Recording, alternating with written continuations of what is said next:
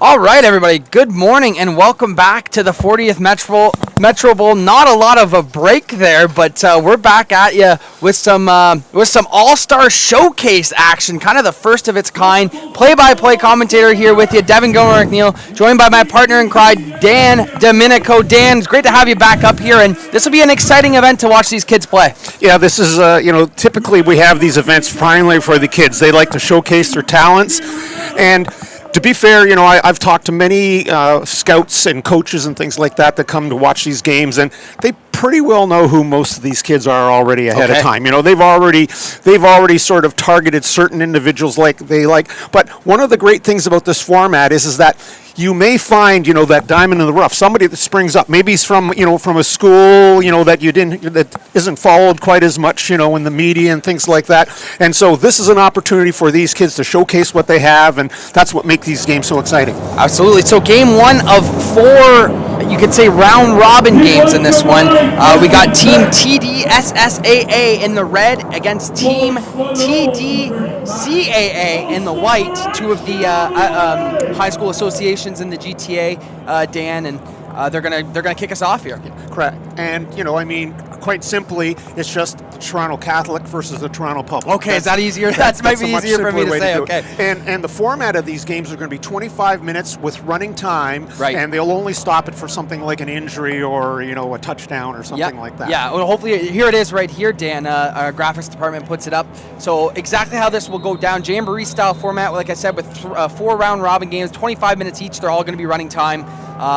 As the first play here is launched deep here, Dan, just out of the outstretched hands of the receiver. So why not? Yeah, no. Why not take a shot, right? Exactly. So Dan, let me ask you this: the white team would be the Catholic. Let's just say the white is the Catholic school board, and the red is the public. Correct. You got it. Okay, perfect. So running time here, Dan, and it'll go no matter what. But like you said, a great opportunity for these kids to showcase their talents in front of some university scouts. So already we've seen right off the bat, Kelly Gavin, the quarterback from St. Mike's, has a healthy arm there. We saw. The helmet comes off on play number 2, Dan, and a flag will be thrown for that. Yeah, unfortunately they had him sacked, but grabbed the helmet, so they're going to get a first down out of this. So Dan, the way that we're going to do this up here today is obviously me and Dan are going to call these games as best as we can with 4 of them happening, but we're also going to have the third member of our team, Jesse Card, at field level. Because the 4 teams are lined up in the 4 quadrants, he's going to be grabbing a bunch of these student athletes. We're going to be throwing it down to kind of get an interview with them and talk about this experience, but a really cool showcase for these kids. It's really cool how they're lined up on 4 sides of the field. Right, and the great thing about this is that this is the one time where team really isn't that important. We're really here to showcase the individual, right? Right. It's great if your team wins, but clearly all these individuals are here wanting to show what they got. And here's a nice handoff, Dan, and some running room for the tailback of the Catholic District School Board, number 5. That's going to be Anthony DiFrancesco of Michael Power. Right, really nice run.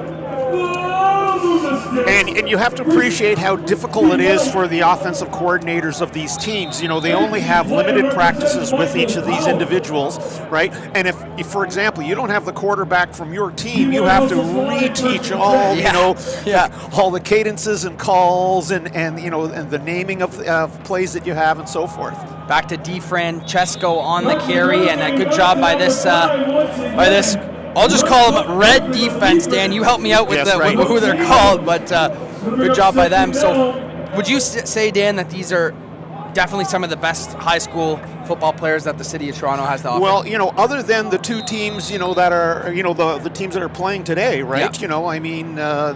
These are the best kids certainly in the entire GTA, including, of course, Durham and Peel. And so you're seeing the best of the best here. Second down and 10. And drops back, looks to his left. Got a man on a nice little pattern there, Dan, and he's got enough for a first down. Yeah. that looks like Alex Ilisove from Brebeuf, and again, a very nice pass. We can clearly see, I mean, they're lining up in a spread formation, and they're willing to throw the ball, but they really, clearly in this type of format, you're also going to have a running back that can run. So they look like they're a pass-first team here so far, and I find that really interesting because, of course, as when I was coaching, I was a spread offense type of guy as well. Okay, so you like seeing those. Oh, God, I love to see the throwing. Hey, you got the big wide field, you got to use it. Handoff up the middle, DiFrancesco again, and that's a big tailback down there, Dan. Powerful runner. Well, and, he's carried the ball twice. Both were big positive gains. And, it's a really good question in this type of a format. Who has the advantage? Is it the defense because, they don't have to really learn as much, they generally sort of understand. Pin the ears back. Right, exactly. Or is it the offense because if you have one or two people that know each other, you can really connect. Well, right now it's been all offense and a great ball looking for the corner, put right on the money, Dan, and just off the hands of looked like number 80 there for the Catholic School Board. Trying to look for this on our sheets up here, Dan. Reed Hamill from St. Michael's off his hands. Well, and there you go. And that's exactly what I was talking about. That was a St. Mike's to St. Mike's play, right? And the quarterback to the receiver. Yeah. So, the quarterback sort of knows how he's going to run that pattern, and they almost connected there. So second down for the Catholic School Board. TDCAA drops back. Pressure right in his face. He lets it go, and a flag throws here, Dan. Yeah, clearly he was held there by the defensive back. And look at this, Dan. Really cool scene here. This is the sidelines. One of four that you'll see if our cameramen can get them. We got the blue team, the red team, the white team, and I guess you'd call them the black team and the far left, but really cool opportunity for these kids. Well, what I really like as well is when you stand and look at the sidelines, you got the mixture of helmets from all the different schools. Really cool, yeah. So, and to be fair, most of these players probably know each other from playing summer ball and so forth, but it's still pretty cool to bond together like for these type of events. So it was a pass interference or holding call on the defense, and setting up here in the red zone, and a good job by that front seven, Dan, of breaking through and tackling for a loss there. Well, clearly that time it was because of the snap and the catch by the quarterback, which was just a little off, and so the timing was off there, and the running back that we've already talked about, number 5. Yeah, DiFrancesco. Right, DiFrancesco. You could see he almost had to stop. So, this is one of the things that I always worry about with offenses here is the timing, right? It's tough. That really makes plays, especially here inside the red zone. Second goal. Yeah, Gavin Kelly, the quarterback for this white offense right now from St. Michael's. So, Dan, let me ask you this: as someone so in the know of the high school football in the GTA, who are some of the prominent teams that we're going to see featured in this All-Star game today? Well, of course, St. Mike's has got several. Them, yeah. Chaminade is already playing in our game here, yeah. So you're going to see Michael Power, you're going to see Bishop Allen. Those are some of the Catholic teams. Whereas in Toronto, you're going to see Northern, you're going to see Western Tech, you're going to see Leaside. Leaside was already playing today. So, those are some of the bigger schools that are playing, and as Kelly drops back here, and a nice catch, Dan, with the pass interference. We like to call that an and one. What a catch for our first score of this All-Star Showcase, Dan, and that's number 1. His St. Michael's teammate, Hugo Thomas. And you know what? And I love this. I mean, this is exactly where you're going to go for it, right? You're not kicking any field goals here other than to just maybe give a kicker a chance somewhere along the line. Well, Dan, there is no field goals in this game. Absolutely, absolutely no special teams. Of course there's no special teams. So there is 2 options here, Dan. They can either line up at the 10-yard line for a 1-point conversion, or I believe at the 15 or 20 for a 2-point conversion. So interesting. Wait a second. Oh, that maybe this was did they not? No, so there's no field goals, I believe. No. Oh, they are calling it. Yes. No, what I'm saying though, that maybe have been an offensive Yeah, penalty right there, right? I guess that was an offensive. It could have been, Dan. Oh, let the kids have some fun offensively here. Come on. Well, that's all right. I like seeing the quarterback show off his arm here. Gavin Kelly. I mean, so far, he's really been able to sling it. So we're going to obviously get another shot into the end zone here. There's no reason why not to try. And momentarily we'll have down at field level an interview with one of our first players here. But yeah, good call, Dan. No score on the play. Gavin Kelly, though, looking to get it right back, throws it up, and not able to get him there. Third down pass, falls incomplete. Yeah, it looks like he tried to hit the one. He tried to hit the one player on the stop and go there along the sidelines, and nice coverage that time by the Toronto public defender. And Dan, why not right now go down for our first interview with a member of the Blue All-Star team? Which do we know what school board That's that is? That's the LASA. That's the Durham. Durham. Okay, Jesse, take it away down at field level.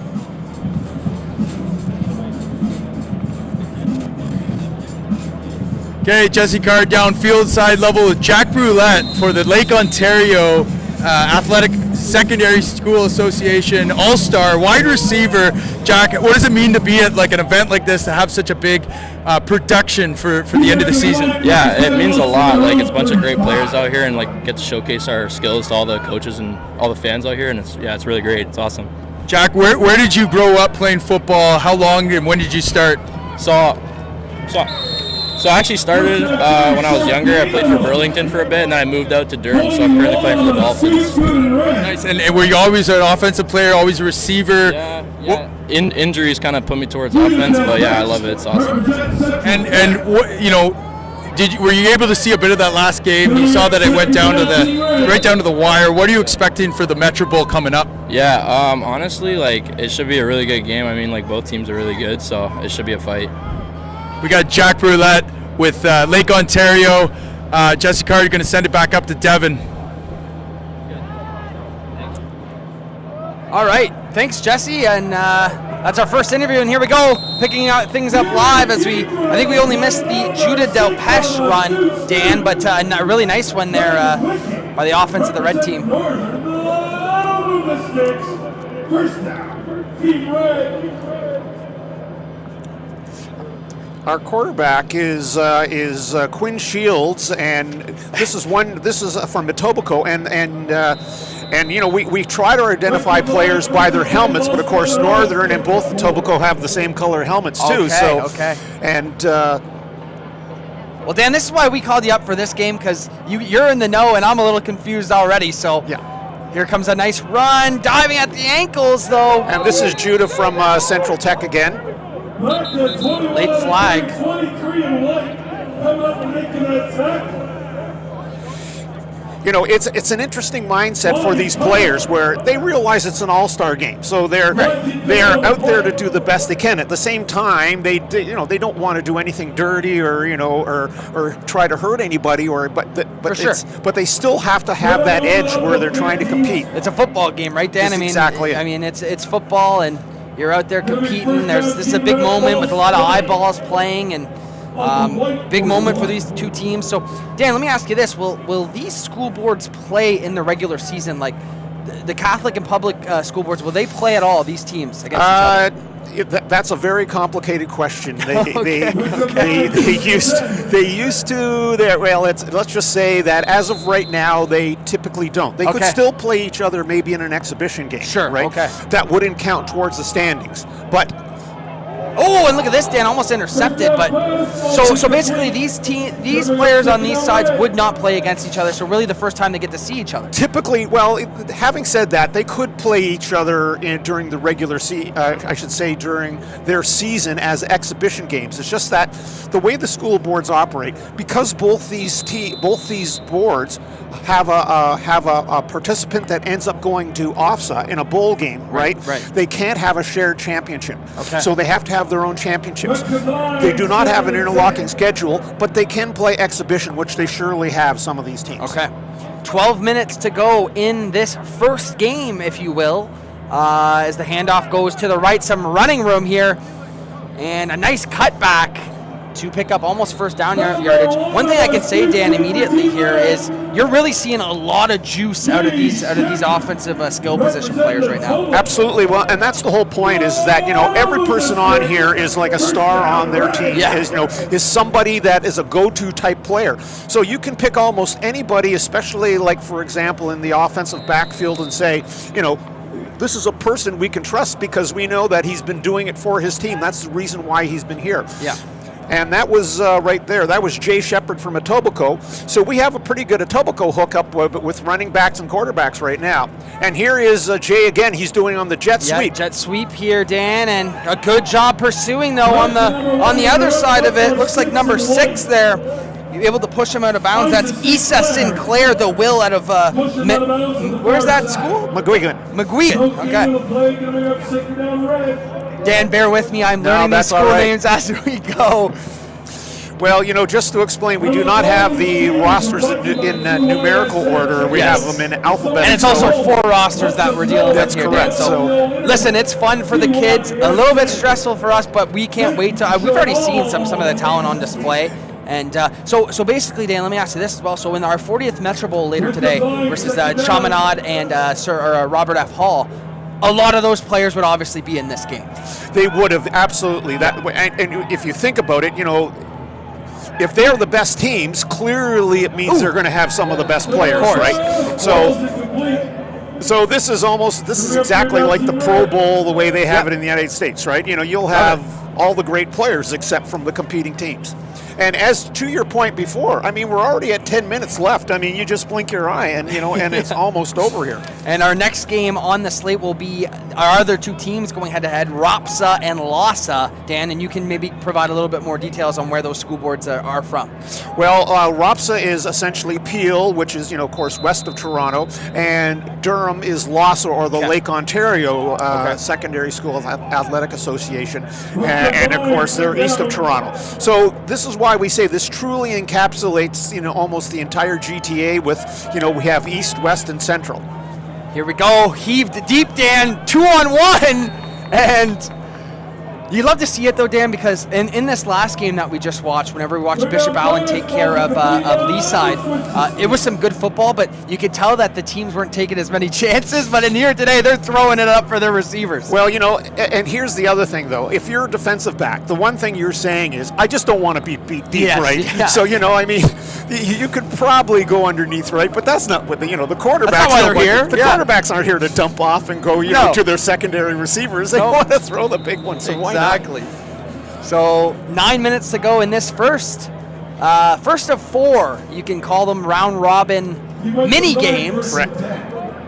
But the offense for white team takes over, and a nice play in the backfield by it looks like 56, who makes that nice tackle for the red team. I'm just going to call them for now, Dan, but I can't really find that jersey number. But nice play by him.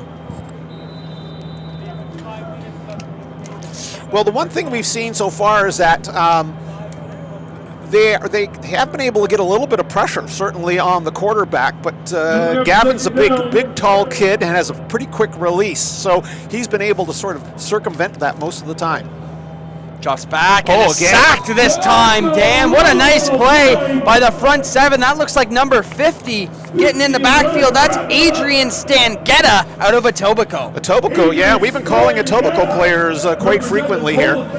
And that time he just had no time. Like I said, he basically had a chance to look at his first read, and then after that he had no time.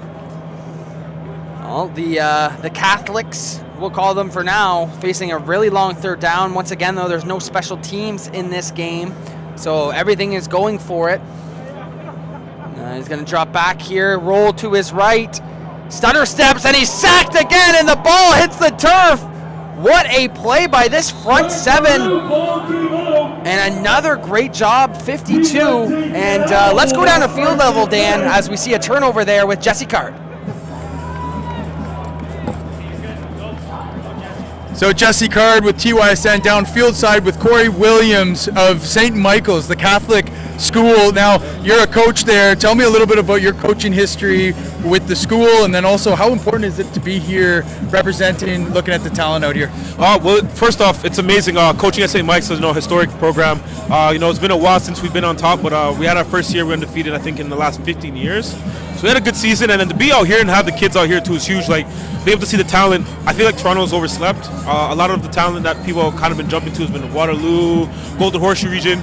Toronto, I mean, knows nothing better than home, and the amount of kids today kind of showcases how good and talented we are closing that gap. So, What's your background in the sport? Did you play in Toronto high school football? Where are you from? So funny enough, I'm from Mississauga. I actually played at U of T, and I was in the CFL of 2 training camps, Saskatchewan Rough Riders and Hamilton Tiger Cats, Oscar Wee Wee, shout out those guys. And just giving back the best I know how to. Play linebacker here at U of T, played for 16 years, and just coaching now.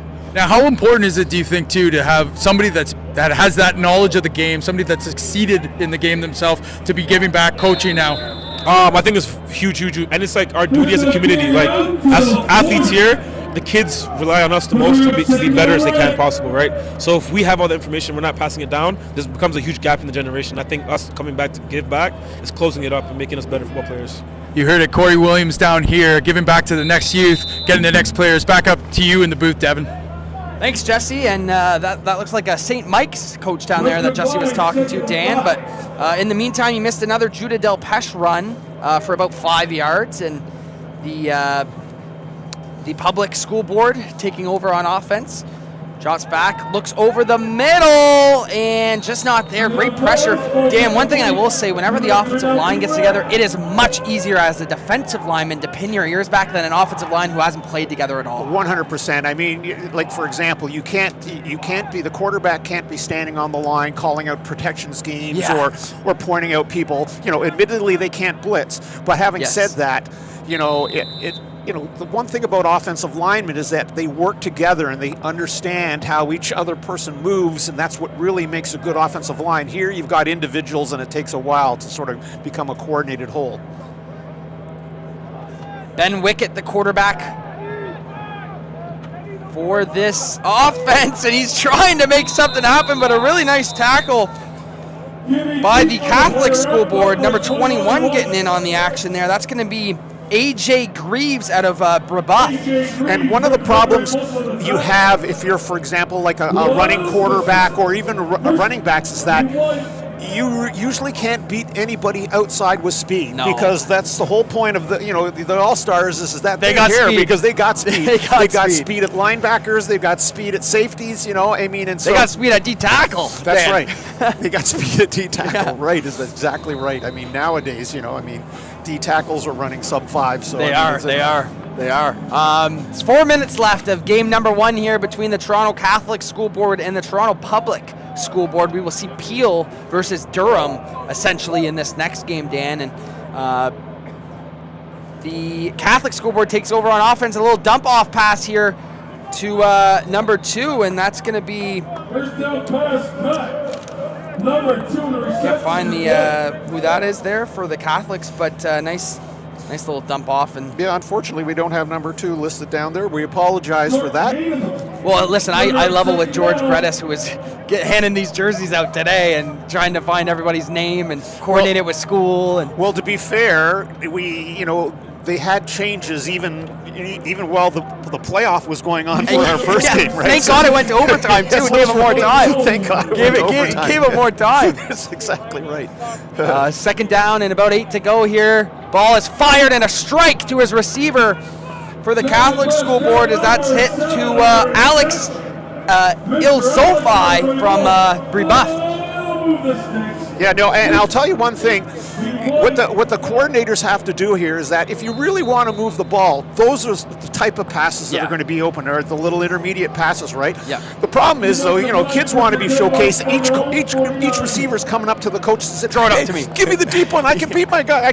My guy, right?" And of course he goes out there, and of course they're all hanging back. Yeah, right? yeah. They don't want to be beat either. The deep 3 are not going to be beat. Jet sweep here, and ball hits the turf. Dan picked up. And can he get him? He's fighting him off, Dan. He's going to drag him right to the end zone. Oh, a nice play by Looks like number 22 of the public school board with getting in there, causing some havoc. Dan, unfortunately. Maybe 23, maybe Farley Dunphy on that one. Yeah, it's a good question. No, 22 of the red, yeah, so.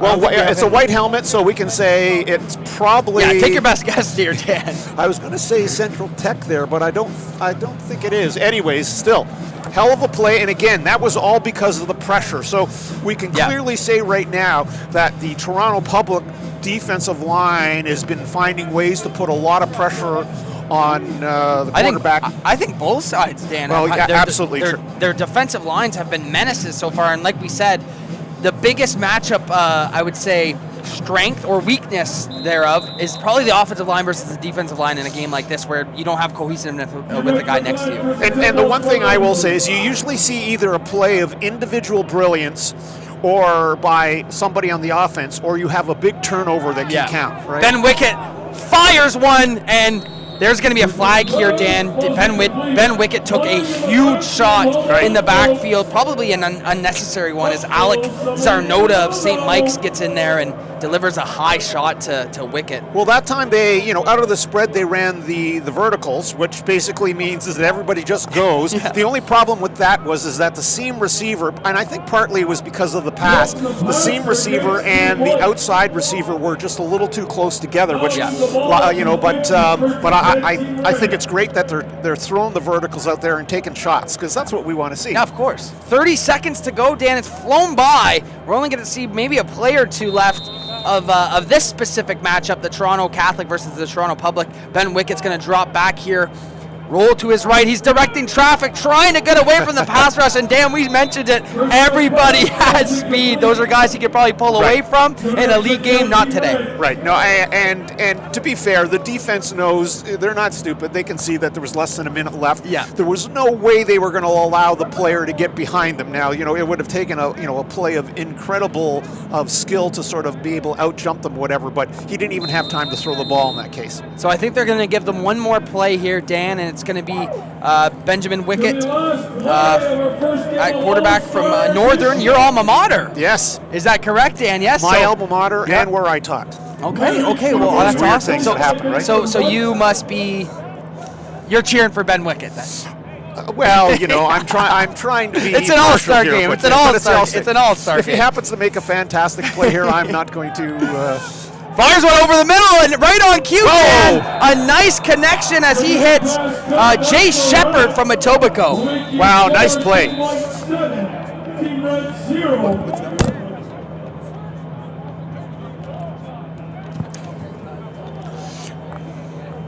Well, clearly that's the end of our first game, and but we had a lot of excitement there. But you can see scoring will probably be at a premium given that the advantage that the defenses really have in this type of setup. Absolutely, and I think that'll be it for our game one here. So, Dan, we will actually take a short break here and await the Peel and Durham school boards to come and play in our second game. So great. Stay with us for game number 2 of the round robin, a 5-minute intermission, and we'll get right back to it.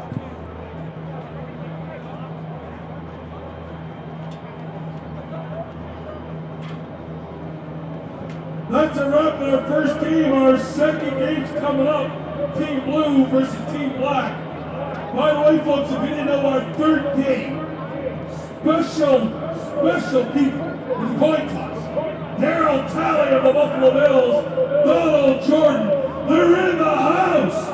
For all you Tallywhacker fans, Daryl is here. Do the coin toss. Check him out. Say hi, Gail Photo. Buffalo Bills, big sponsor of the Metro Bowl number 44. Thank you. Sponsors include NFL Canada, Area 51 Sports, the Toronto Argos, Argos alumni, Toronto Varsity Blues, our great Canadian Armed Forces, the Center for Sports and Recreation Medicine, and TYSN, the voice next door broadcasting it live all over the interweb.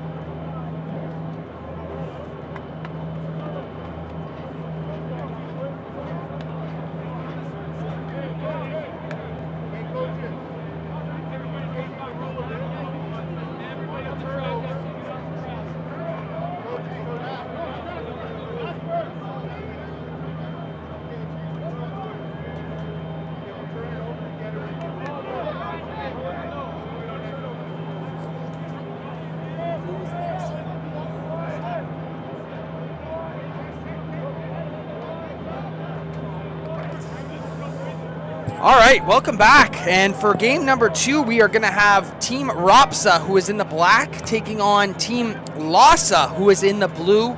25 minutes on the clock. We just also got word that the Buffalo Bills have just arrived at field level. Daryl Talley and Donald Jones of the Bills are here representing them. They're going to be here for the coin toss for the 40th Metro Bowl at 2 o'clock. But here we go, the Peel and Durham Region All-Stars taking on each other in this one. Dan, these two regions, so we have obviously Team Ropsa, who is in the black, and Team Lhasa, who are in the blue. Will these teams play each other ever, or no? Rarely ever. Okay. You know, sometimes there are jamborees at the start of the year where teams from different associations may get together, but, you know, even considering the difference between Durham and Peel here, rarely would you see that. Okay. So, and Lhasa out of the blue, who is going to be the, is that Peel or Durham region? That's Durham. So that's okay, the Lake Durham. Ontario, Okay. association, whereas ROPSA, is the Peel or Mississauga essentially. Okay. Okay, so That includes Brampton now as well too, until they decide they're going to separate. no one ever said the GTA was small. No, and God, so, no. a lot of associations playing here, and obviously really exciting stuff.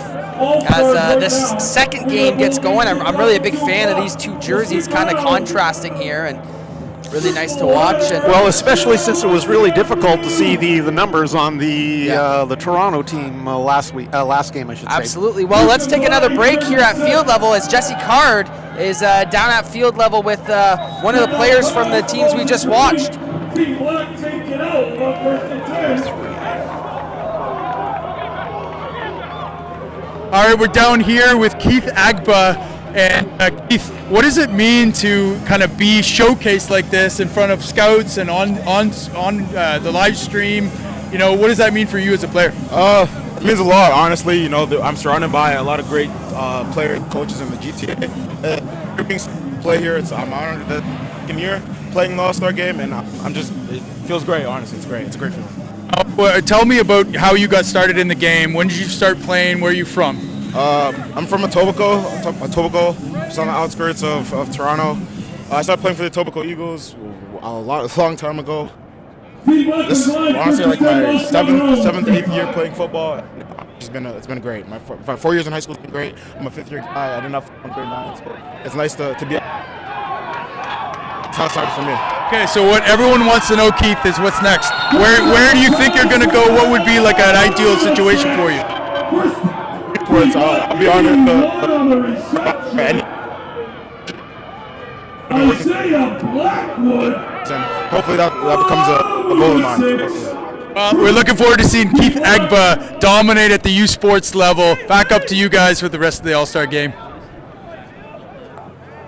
All right, thanks, Jesse. And as you were interviewing there, Isaiah Blackwood with a really nice catch for Team Ropsa. And off the hands here, looking for number 4 there. Looking for the David Suzuki's Levon Hilton. Now, for each of these associations, they have only 2 or 3 teams that they draw from. So there is one thing you'll see is that there's a fair amount of familiarity between the teams here, and you can even tell by the helmets and the colors and so forth. Well, I'm looking right down here, Dan. Ropsa, they are entirely made up of David Suzuki and St. Rock. That's because, of course, Hall is playing in today's game. So it's only a 3-team association then. Well, it's a 3-team in. Oh, What a a pass. nice bullet right there. Fumble though, as he hits his man. J.J. Robinson has got a hell of an arm. I mean, in fact, every quarterback we've seen so far can throw the ball, and clearly that's why they're running in the spread. But, they have, for example, they have different tiers, all these associations. So we're seeing the players from the top tier as opposed from, the tier 2 or tier 3 sometimes in some schools such as Toronto has. Well, that was Tavante Bramwell who makes the catch for Team Ropsa. Ropsa in the black, Lhasa in the blue. Here comes a run play, late flag. So Team Rapsa, who is Team Black, Dan, they have the football right now, entirely made up of St. Roch and David Suzuki. Right. And then on the other side, entirely made up of Holy Trinity and Brooklyn. And Brooklyn, correct. Because, like I said, they're 3 team associations. But again, there are more teams playing in their league. It's just that those teams play at a lower division. Gotcha. Okay. So, but the last time we saw J.J. Robinson carry the ball there, so he did a little bit of an RPO. He faked the run. And what was interesting, as I found out from watching the Grey Cup game and watching Zach Caleros, in Canadian football, they don't say RPO anymore. They say Sally. Okay. So that was a Sally play. That's a Sally. No RPOs in Canadian football. Yeah, well, I guess it's just terminology. Terminology. Thing. That's exactly it. So first down and 15 after the penalty call against Team Rapsa. And drops back. Robinson going to deliver a strike to the outside and a nice move and still going. The one thing I've noticed so far is that J.J. Robinson, the David Suzuki quarterback, as we said, has a lovely arm, but he is getting time to throw. Yes. So far. Contrastly, our first game wasn't necessarily like that. Exactly. So really a 4-team game in this edition of Game 2 of this All-Star Showcase. Basically, St. Roch, David Suzuki, Holy Trinity, and Brooklyn. The stars are out and playing. So, Dan, let me ask you this. Is Chaminade and the Wolfpack, they are both out of these associations? Chaminade is Toronto Catholic.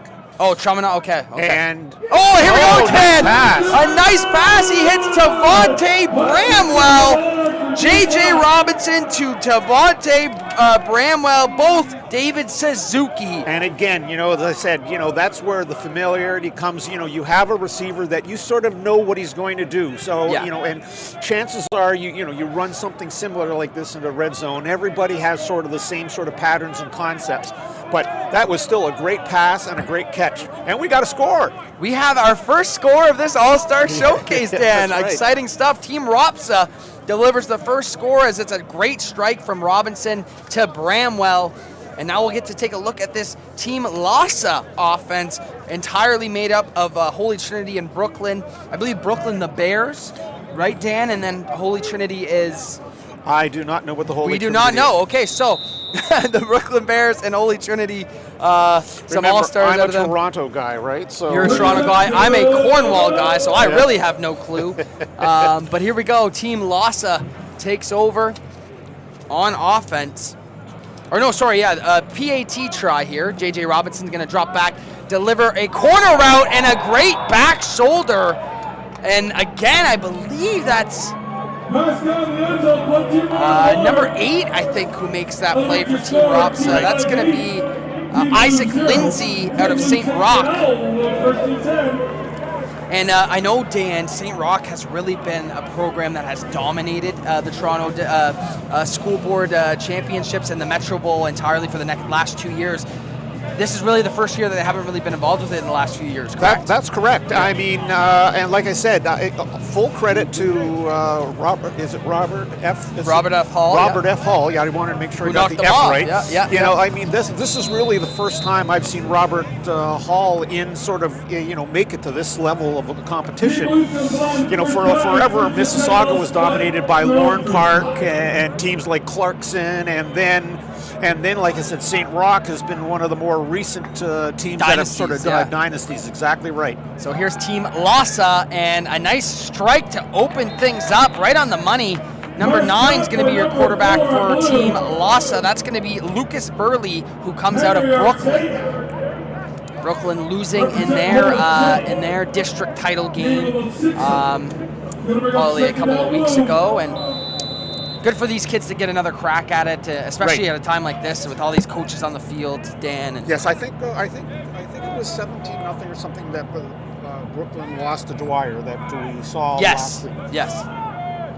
Look to line, 2nd and 4. 2nd down and 5. They're going to keep it on the ground here to the tailback, breaking some tackles.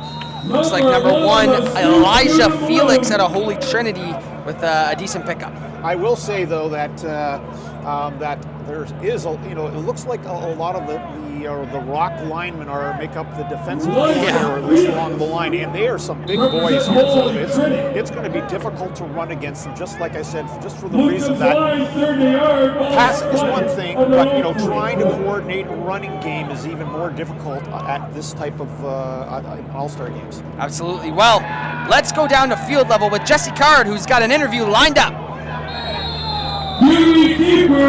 Okay, we're down field side. We've got another quarterback here, Gavin Kelly.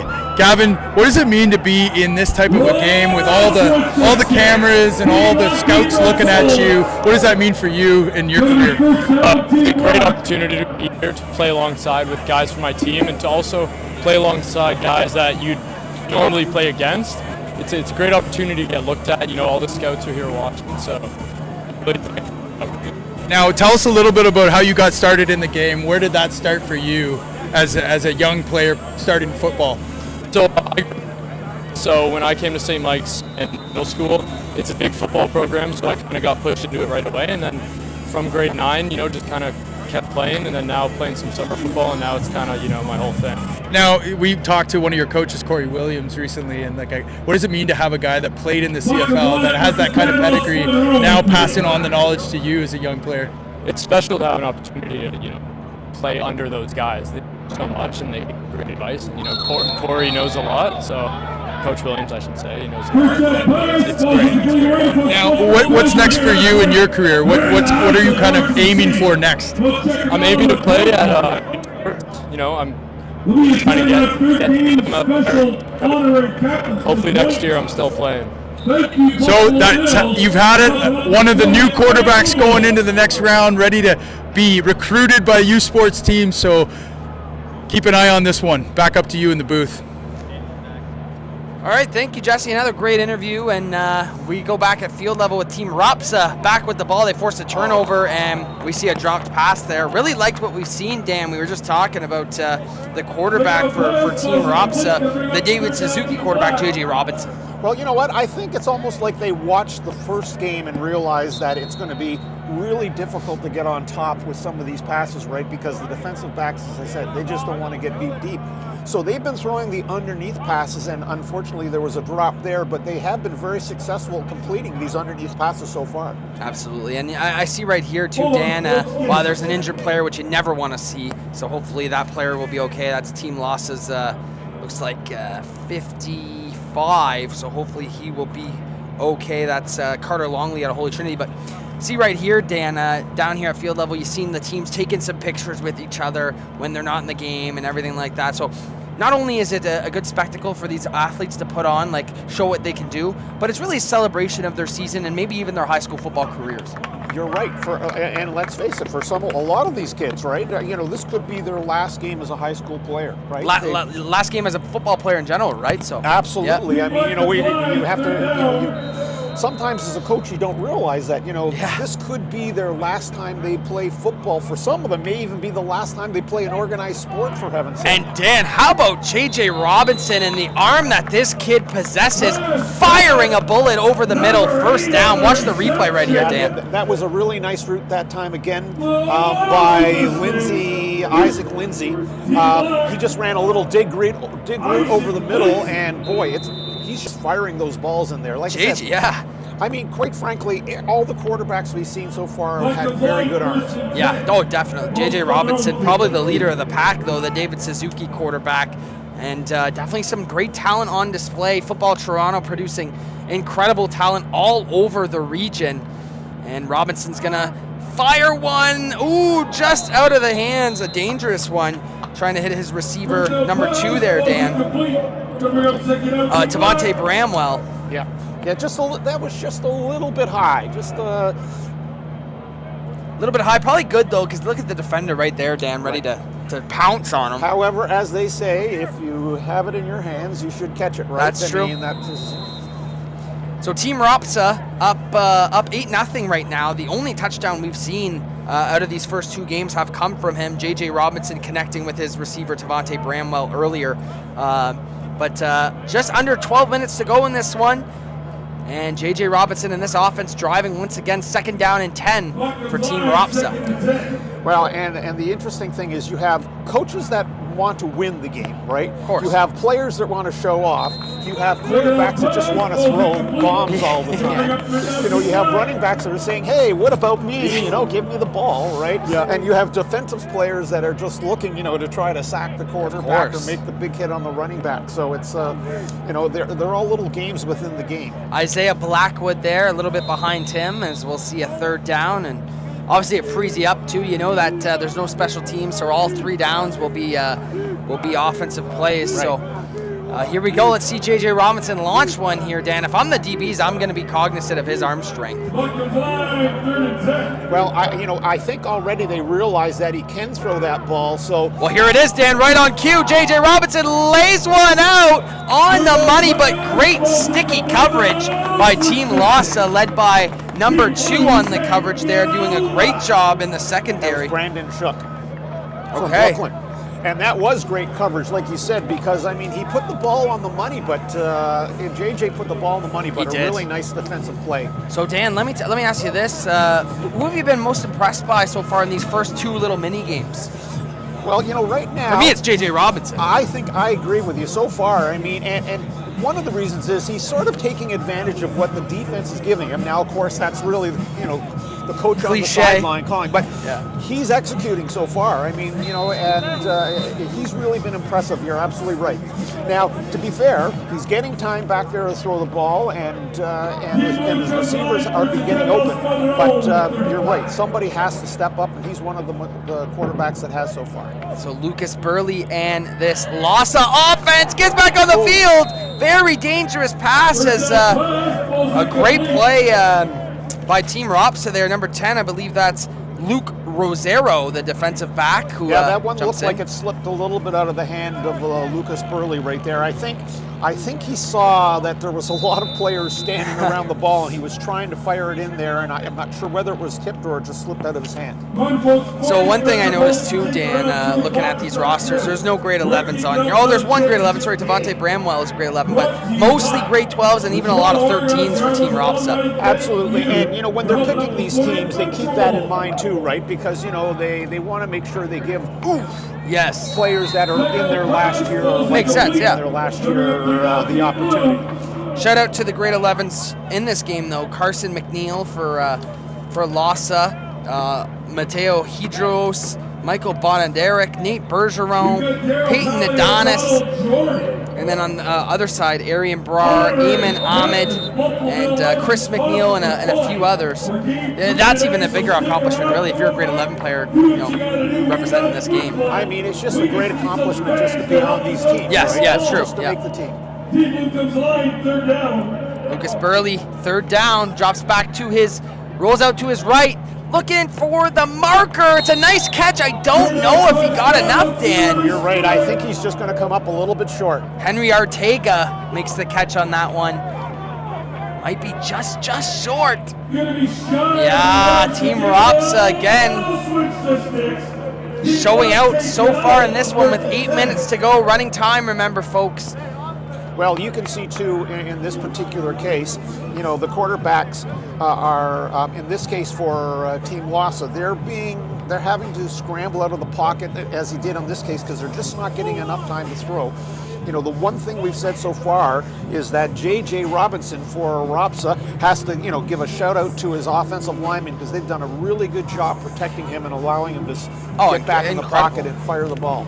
And it almost looks like so far in this one, Team Ropsa might have the most cohesiveness, if that makes any sense from all of these teams. Absolutely right. Because you got to remember too, Dan, I think a lot of these kids probably play on the same OSFL team regardless of being on different high school teams. So 100%. You're absolutely right. J.J. Robinson, though, probably the standout out of all players so far early on in this one, and he's going to fire another bullet to the outside. You know what I feel for, Dan? I feel for the receivers having to catch these balls. Well, again, one of the things that I notice about them is that, yes, he isn't being sacked, but he's also spending very little time with the ball. He's 100%. getting rid of the ball very quickly, and that's partly because they're willing, as we talked about, to throw these underneath short passes, and they are moving the sticks. But of course, the problem is in Canadian football, moving the ball down the field 5 or 10 yards at a time is a lot harder than it sounds. Oh, definitely. Levon Hilton on the catch there. 2nd down and 4 to go. Robinson drops to his right, rolls to his right, wide open receiver, and tons of running room as he hits number 2, who breaks another tackle. Still going here, Dan. Loses his helmet. That's dangerous, but... Yeah, Trevante Bramwell he ran a little under route, and you can see he was just wide open. And then, the rest of it was yaks, right? Yards after catch that he did on his own, and a really nice run here. Well, Dan, Trevante Bramwell, I'm actually familiar with. He's actually an OSFL All-Star at quarterback, and now we see what he can do at receiver right now. So this kid can really play, but it looks like this play is coming back, Dan. So that's too tough bad. One. That still doesn't take away, though, from the great play and the nice run he made afterwards, and the good throw by the quarterback. Yeah, and it does list on the roster wide receiver / quarterback. I've only seen him play wide receiver so far early in this one. I probably would keep him there too with Robinson. The way this format works is that he could end up being a quarterback later on. In the next game, right? Of course. Yeah, so the next game here, we got 5.5 minutes to go in this one, and the next game will be Team Lhasa, who you're watching right now. That's the light blue team, and they'll be taking on the public Toronto School Board. So that'll be the next game out of this 4-game mini series. Right. And because there are only 25 minutes of running time, it really shouldn't be an issue of not being able physically prepared for the game one after the other. Yeah, absolutely. Drops back here, Robinson looking for some room. He's got some space, and will pick up a pretty good gain there on 2nd down. So it'll be 3rd down and short for Team Rapsa. And just a reminder here too, Dan, the top 2 teams, meaning probably the teams with the most wins, or if it comes down to point differential, they'll play in the 5th game, which will be the championship game. That'll be a little bit longer. That'll be 35 minutes, still running time. Well, and as we've just said, those 8 points right now look pretty strong for the Rapsa team. And they're going to look to continue and maybe put some more on the board here. 3rd down and short. J.J. Robinson looking for somewhere to go, looking for the marker, and a great tackle on the sidelines. Team Lhasa, led by number 8. Great job hawking down the quarterback. And that's going to be... Can't find number 8. No, that's going to be one of those nameless players, but a really nice job. That could be Nick Besios. It's hard to tell. Yeah. However, regardless of who it was, that was a really nice job stopping JJ from getting a 1st down there and creating the turnover for Lhasa. Yeah, and Lhasa takes over here, and this could be the last drive of this 2nd game. 3.5 minutes to go. Let's see if they can get something going here. Burley drops back, and there's pressure immediately in his face. Does a nice job of avoiding it, and Team Rapsa takes him down for no gain. Yeah, so far, the score's 8-0, but quite frankly, the Rapsa offensive and defensive they've been lines, dominating them. They've really dominated this game so far. And it's so difficult for the quarterback, and you can see they're exchanging quarterbacks right now. Number 7 is coming out. That's Carson McNeil. Right, from Brooklyn. They're just not getting a lot of time to throw the ball. Well, let's see if Carson McNeil from Brooklyn, the grade 11 quarterback, can come in and provide a spark here. 2:55 to go. McNeil drops back, a lefty, Dan, and fires to his right, and it's tipped and picked by Rapsa going up the sidelines. How about the interception from number 10? That's going to be Luke Rosero from St. Roch. Yeah, unfortunately, the ball... a little wobbly. Yeah, it was a little bit wobbly, and Henry Ortega from Holy Trinity had to go really high for it, but it looked as though it just popped out of his hands, and a great interception and another big turnover here for Rapsa. Rapsa really playing great football early on in this one, and maybe trying to show that they're the Well, I mean, they do have St. Roch, who's won a lot of the last championships, and obviously Robert F. Hall is another team who is looking to win a championship later today. So, well, you know, this very much it reflects sort of the game last week we saw between Hall and Dwyer. Is that it was really the defense in my mind that made the difference in the game. Oh, absolutely. Even though the score was, yes, 30-7 or whatever it was, somewhere around there. It was the defense, I thought, that really made the difference in the game, and the score wasn't really reflective of how the play went. Yeah, there was actually 6 turnovers in that game. Exactly, and we're seeing the same thing here. We're just seeing great defense right now by Ropsa, and they had their one drive what they scored, so I mean, give a lot of credit to Lhasa. Their defense has been very good as well. Definitely. They just had that one big play and a couple of nice passes that got them within striking range, and they capitalized. Looks like it'll be offside on the offense there, so first down and 15. But J.J. Robinson looking to hook up with a couple of his very exciting targets, including Tavante Brama, who said a lot today, and that last pass was connected to Amon Grual. Well, we're down to 50 seconds left. This is the time for him to start taking shots into the end zone. Take some shots. JJ, you heard it up here. Robinson drops back. Right up the middle, the C's part. He might get in himself, Dan. Touchdown, J.J. Robinson, Ropsa's second. Really good recognition that time by J.J. because the 2 linebackers came around the outside on a blitz, and then they dropped off everybody else. But it was almost like the Red Sea parted. The C's parted right there, right? So J.J. Robinson adds to his case of MVP early on in this one. And you nailed it before. I mean, now, not only has he thrown the ball extremely well, he's also run the ball. He has really good recognition about when his pocket's about to collapse. And that time, he did it perfectly and was able to scamper all the way for the touchdown. Well, hopefully you started J.J. Robinson on your fantasy team today, Dan, because he's gotten you some points. And they're going to line up for, I believe this is a 1-point conversion when it's at the 10-yard line. I believe it's a 1 point.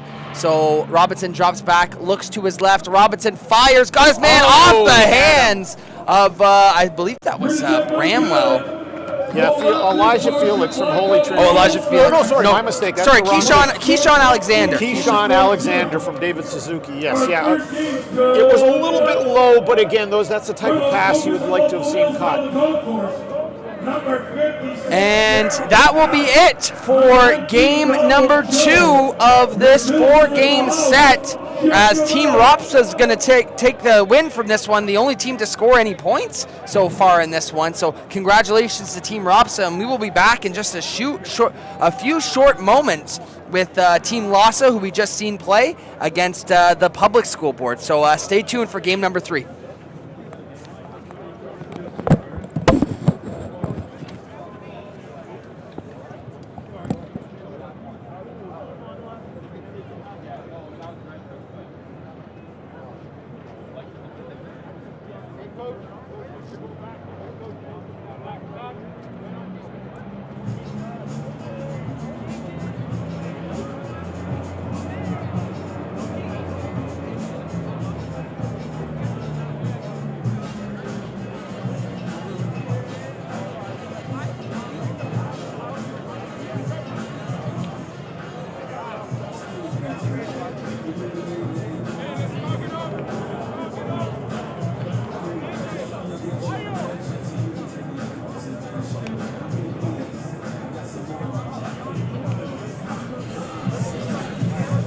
Okay, we're here field side with star quarterback J.J. Robinson. Quite a performance today. What does it mean to show out like this with all the recruits, the whole province watching you? Oh, it's great. We had an amazing team game. Our defense locked in 0 points from the defense. They got an interception as well. We marched down the field. Everyone getting some catches. We had a couple of misplays, but we're on to the next game now. Now, what kind of CFL or NFL quarterback would you model yourself after? Who do you think you're most like? My guy Daniel Jones of the Colts. He's looking nice right now. Nice, man. Well, listen, I think you've got a bright future, a lot of eyes on you, and good job. Back up to you in the booth, guys.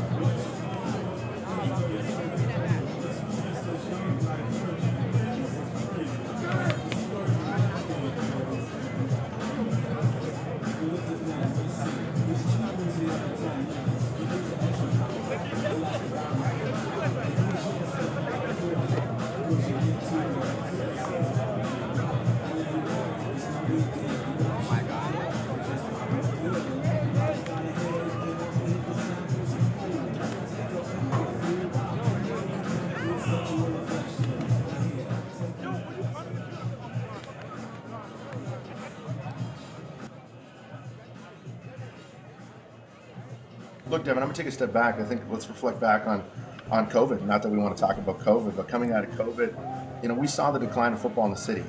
Back in the 90s and 80s, we were sending kids down D1 programs. We were sending guys into the CFL and the NFL. And since then, football isn't a primary sport for a lot of kids. And we really just want to change that narrative. We wanted to. Game 3 of the line, Team Red taking on Team Blue.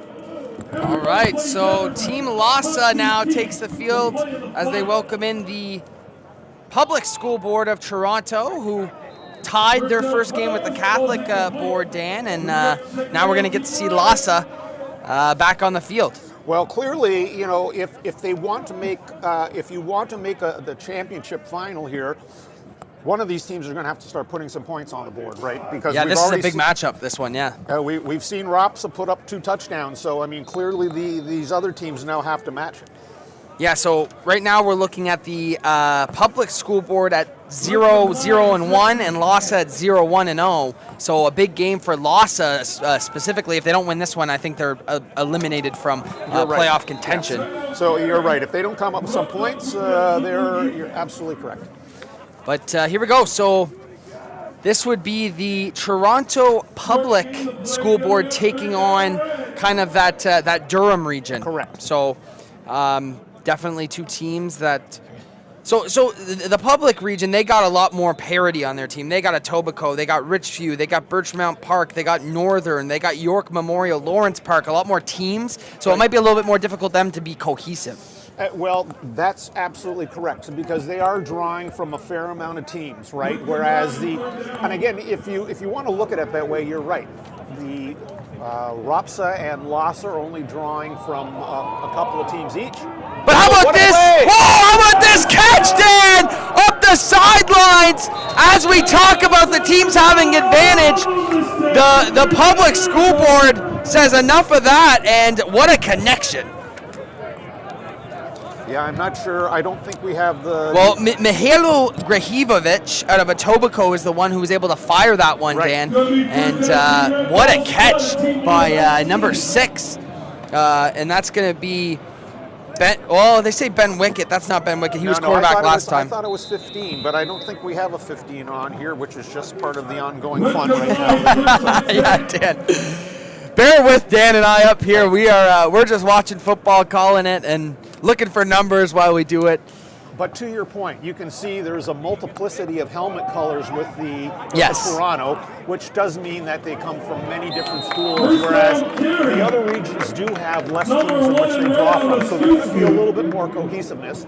Yeah, definitely. I think that's an advantage too. Jay Shepard on the carry there on first down, and they're actually gonna stop the clock because that's an injury. I think that's the only way that they're going to stop game time. They're not going to stop the clock. So, and as you can see from the TDSSAA, that's Toronto, they have Etobicoke, Richford, Birchmount Park, Malvern, Northern, York Memorial, Lawrence Park, David and Mary Thompson, Newton Brook, Central Tech. Okay, so you get you get quite a lot of what is that, 8 or 9 teams probably? Exactly. Yeah. And then the other side, you only have 2, so the cohesiveness is definitely an advantage. But how about the Public School Board right now? Driving, and a handoff goes up the middle. Number 20 on the carry, bounces off a couple of tackles, and that's going to be Henry Webb from Lawrence Park on the carry. Right. So Dan, you are very familiar with the Toronto Public School Board right here. Obviously, alma mater being Northern, that's where you taught. So aside from the fact I was convener of the league for about 30 years as well. Yeah, so that one too. So who are the historic programs out of the Public School Board? Well, to be fair, my school, Northern. Has always been Central Tech, and Northern used to dominate certainly the city portion of before even amalgamation, right? But after amalgamation of the boards, Richview and Etobicoke and Northern and Western Tech now, they've and a big touchdown. Sorry to cut you off. A great touchdown there. That's number 6 again, who made that awesome catch early on.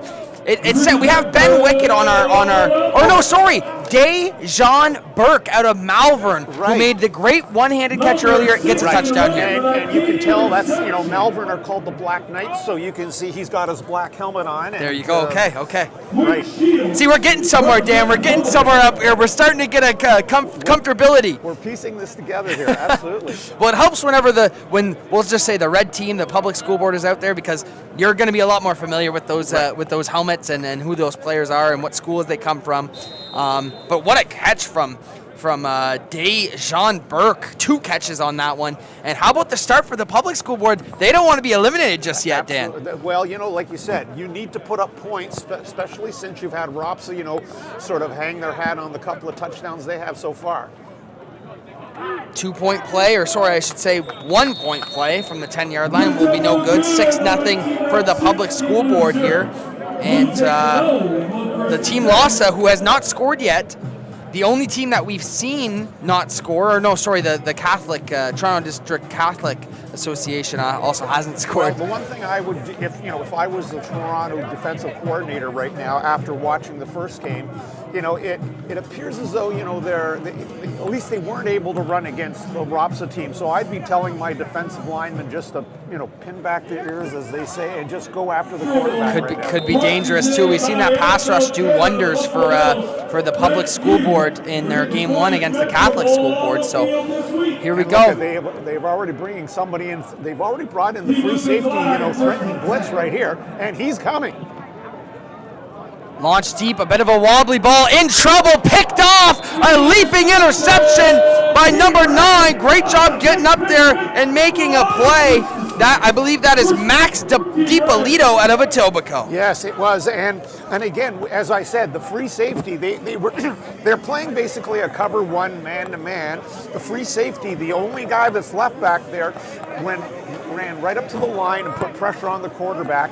He put it up, he had his man open, but he just wasn't able to get enough air on it, and a really nice interception that time by Max. So just from up here, you're seeing a lot of yellow and with the E helmets for the public school board, and I believe that's going to be Etobicoke, right, Dan? Well, Etobicoke has sort of the stylized, it's almost like the Edmonton helmet, right? Yes, yeah. That's exactly what I thought. It looks like. Who else would have the yellow helmets? Well, the other yellow helmet is Northern. Northern, okay. That's correct. You'll have white, which is typically Central Tech.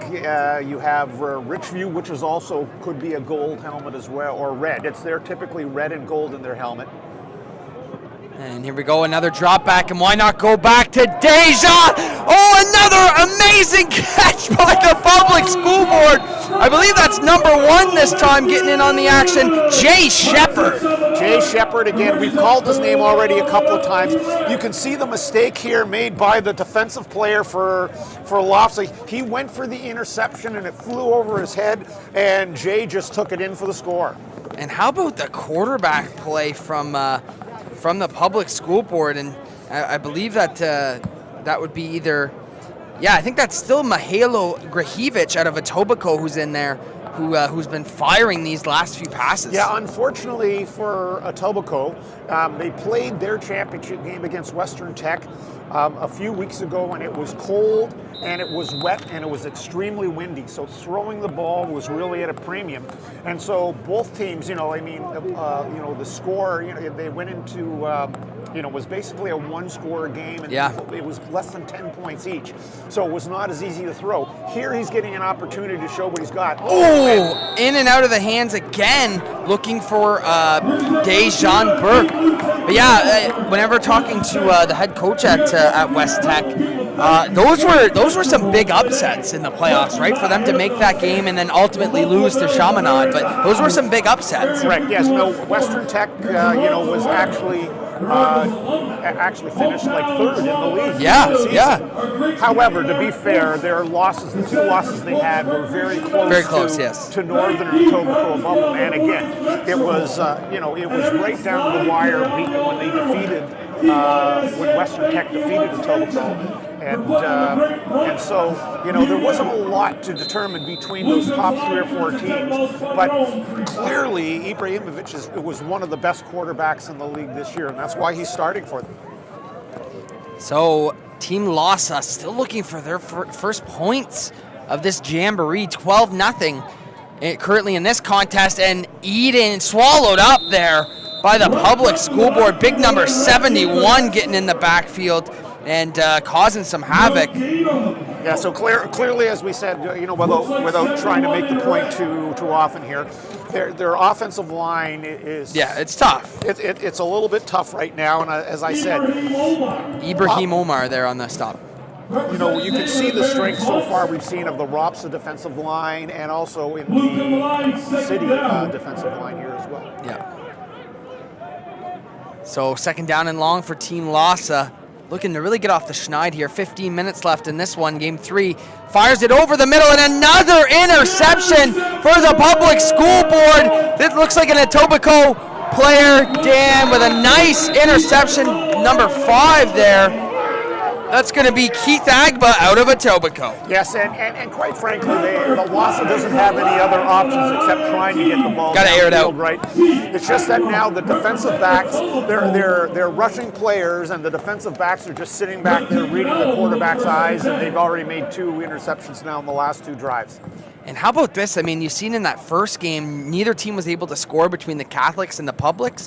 Man, the public school looks amazing right now in this game. Maybe the most dominant one we've seen so far. And like you said, the whole point though is to try to put up as many points as you can. You don't want to embarrass other teams, but you need to score points to try to ensure that you can make that final. Well, you want to be known as the best association in the GTA. Why not? 100%. Yeah.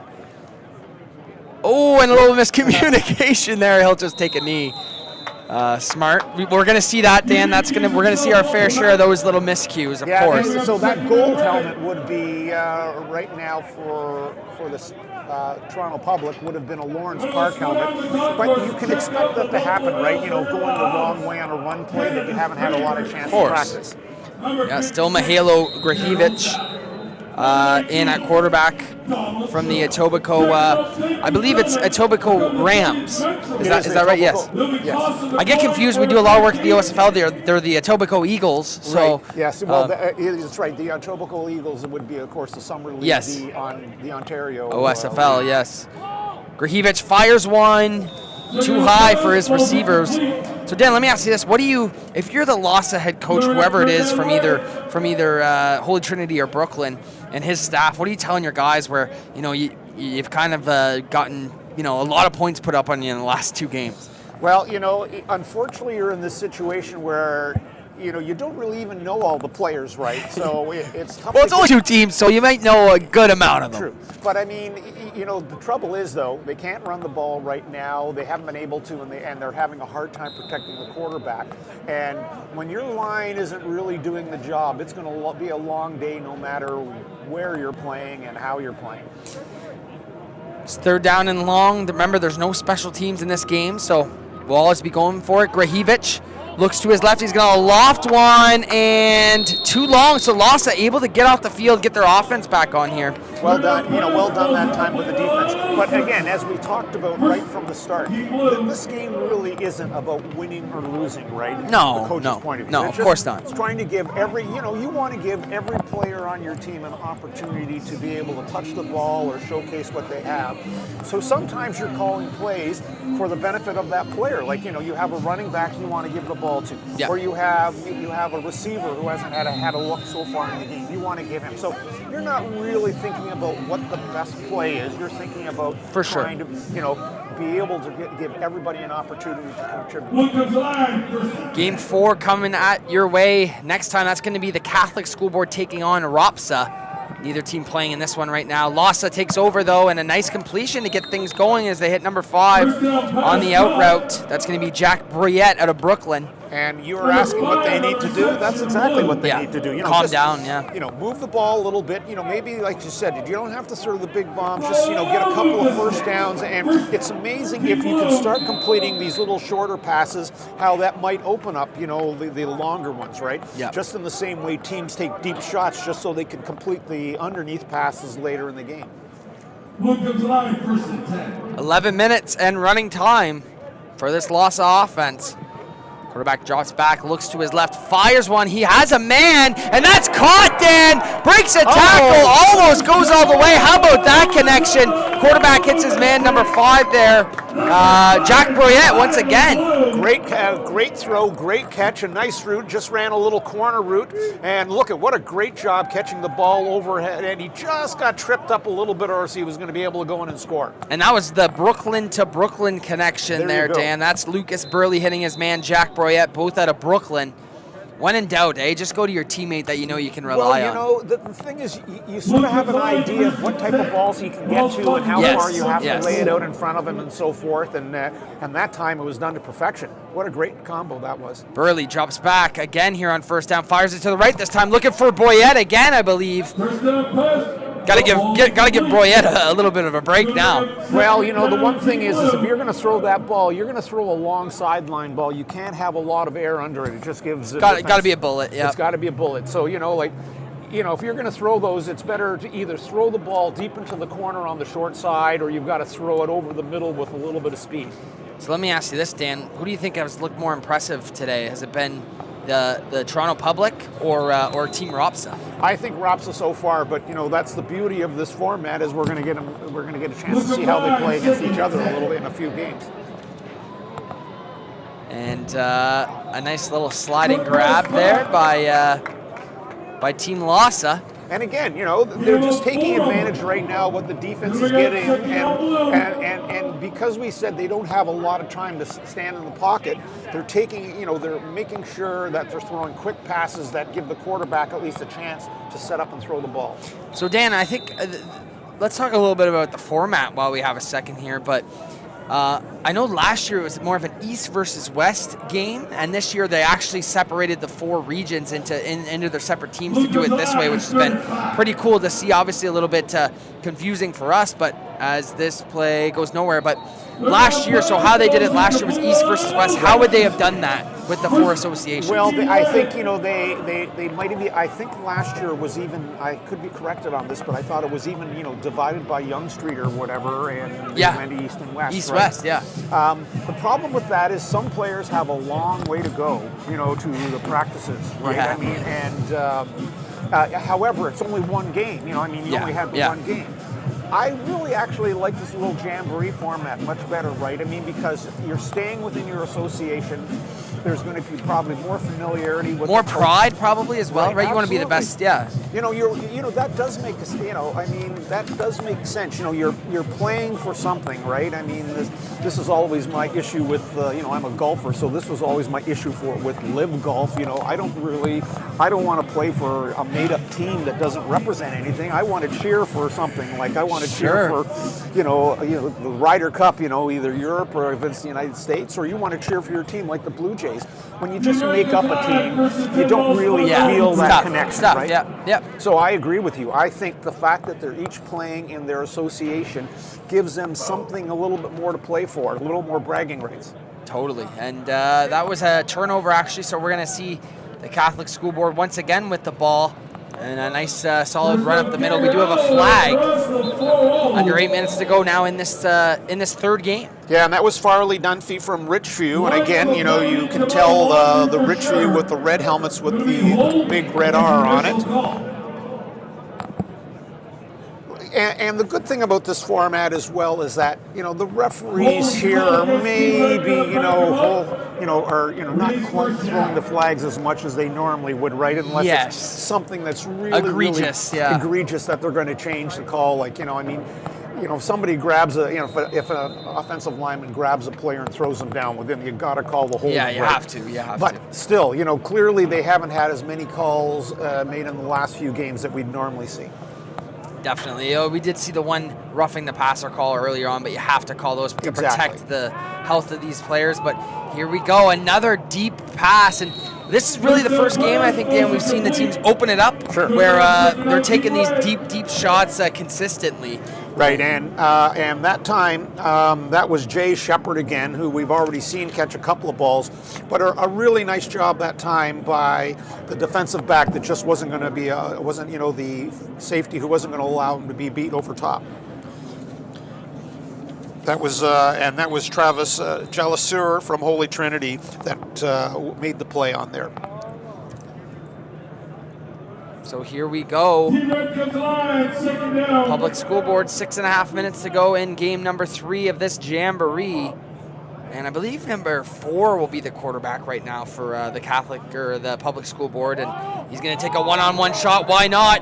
Who's making plays all day? How about the play made once again here, Dan, by number 6, Dejan Burke?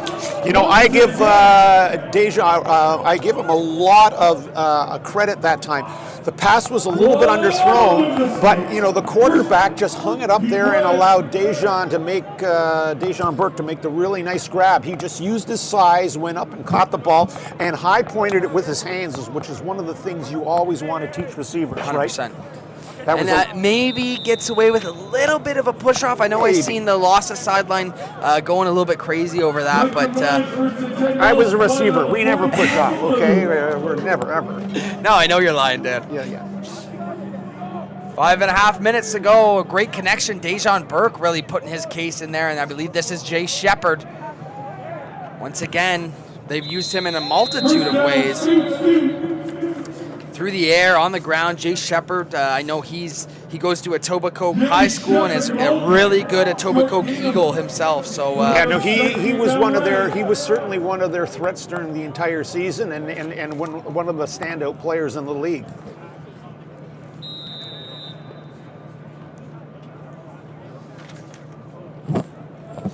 Now this is interesting that the Toronto team has 12 points. If they were to put up another score here in the next, they would be in the lead as points for. They would jump to the lead right now. But they do have a tie on their resume. ROPSA does not have a tie, so I think that record would come into play before. Well, points. absolutely, they'll get another game in there beforehand. Hat on a hat, fumble, little one-on-one there.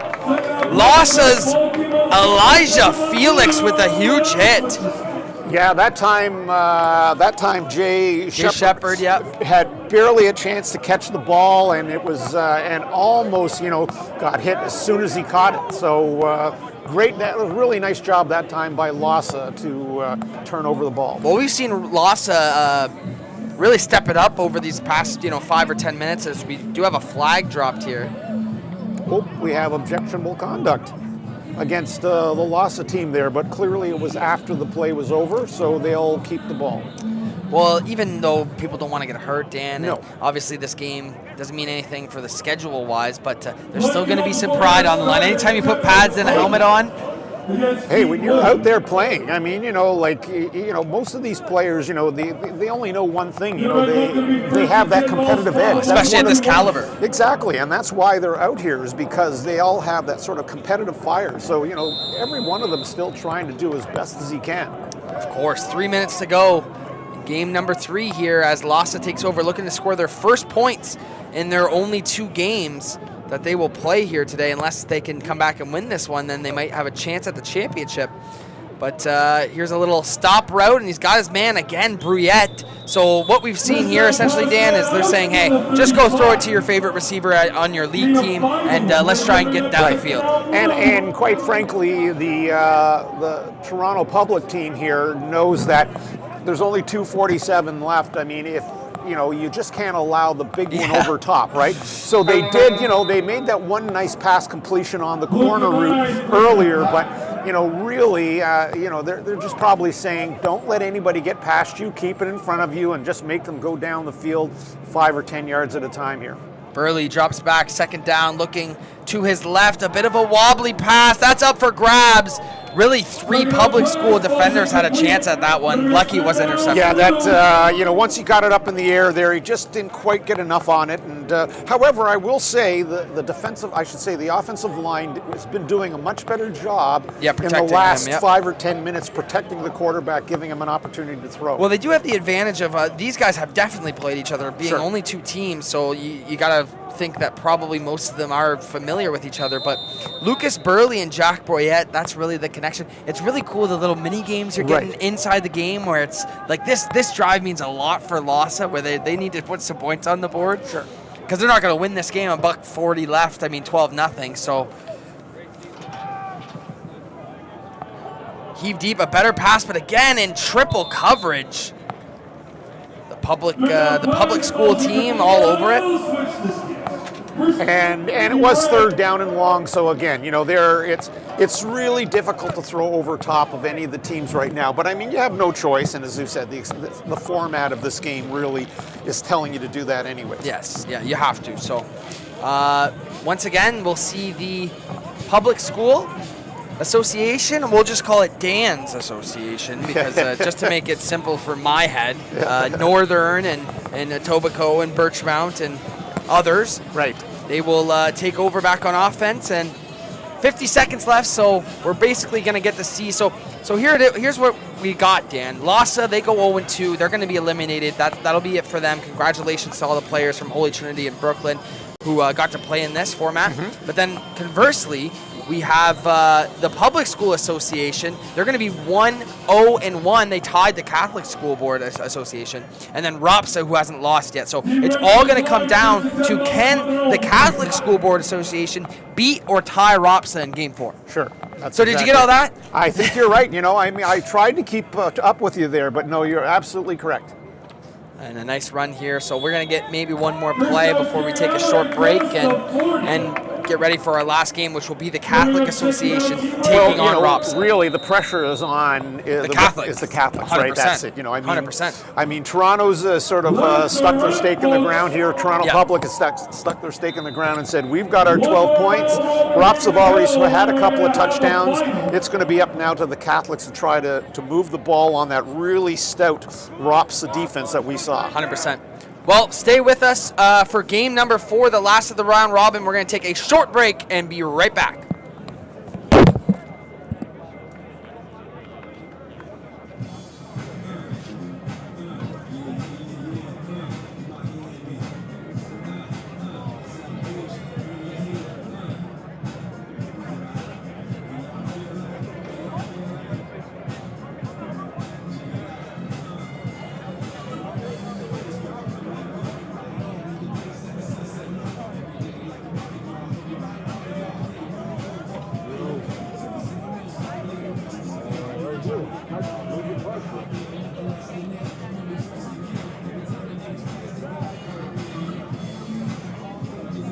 No, they're blocked. We're going to play another last round robin and then like a final mini game.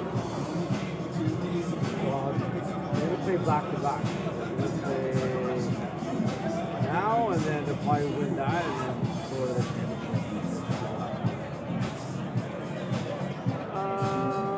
Just the last 25 minutes. They give like 85.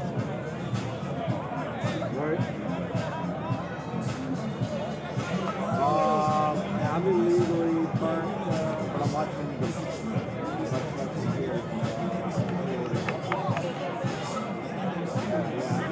Parked or did you drive me around?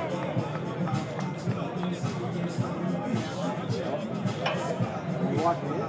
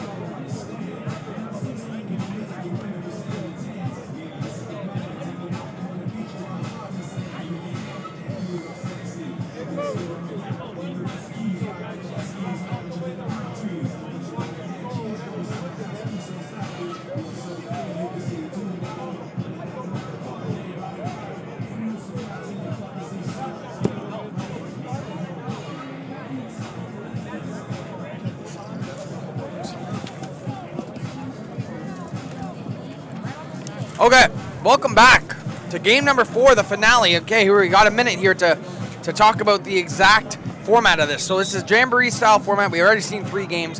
The top 2 teams play in the championship in a 35-minute game. There's your schedule. We're in game 4, the Catholics versus Ropsa. There's no blitzing, no special teams. All teams will be actually running the same offensive playbook, and games will have a running clock. So we got through it in game 4, Dan. And this is a big one, so let's take a look at it. The Team White is going to be Team Catholic, Toronto Catholic School Board against Team Ropsa here. Ropsa's 1-0. The Catholics are 0-0-1. They've tied. They tied the public school.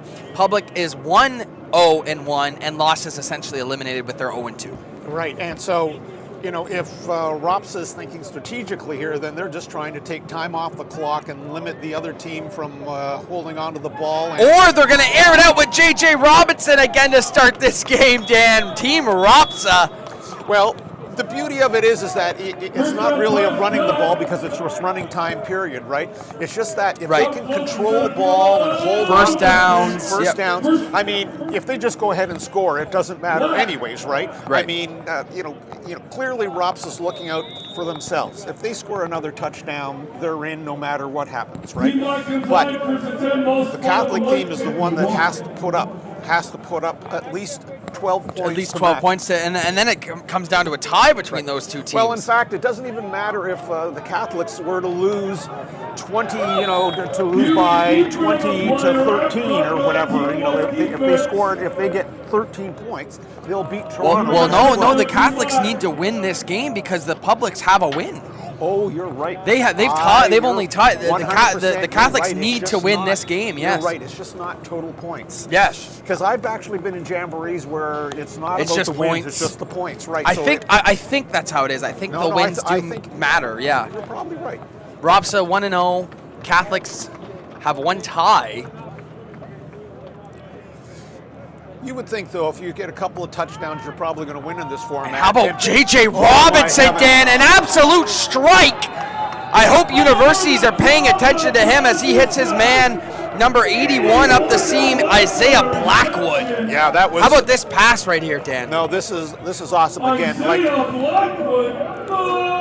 great execution. Wow. Great execution, and again, he's getting enough time to throw from his offensive line, but boy, he's sticking the ball right in there every time. J.J. Robinson, remember that name if you're a scout, because the David Suzuki grade 12 quarterback has been playing phenomenal. Well, you can understand why David Suzuki, was all 3 teams, in fact, in the Ropsa League were so close together.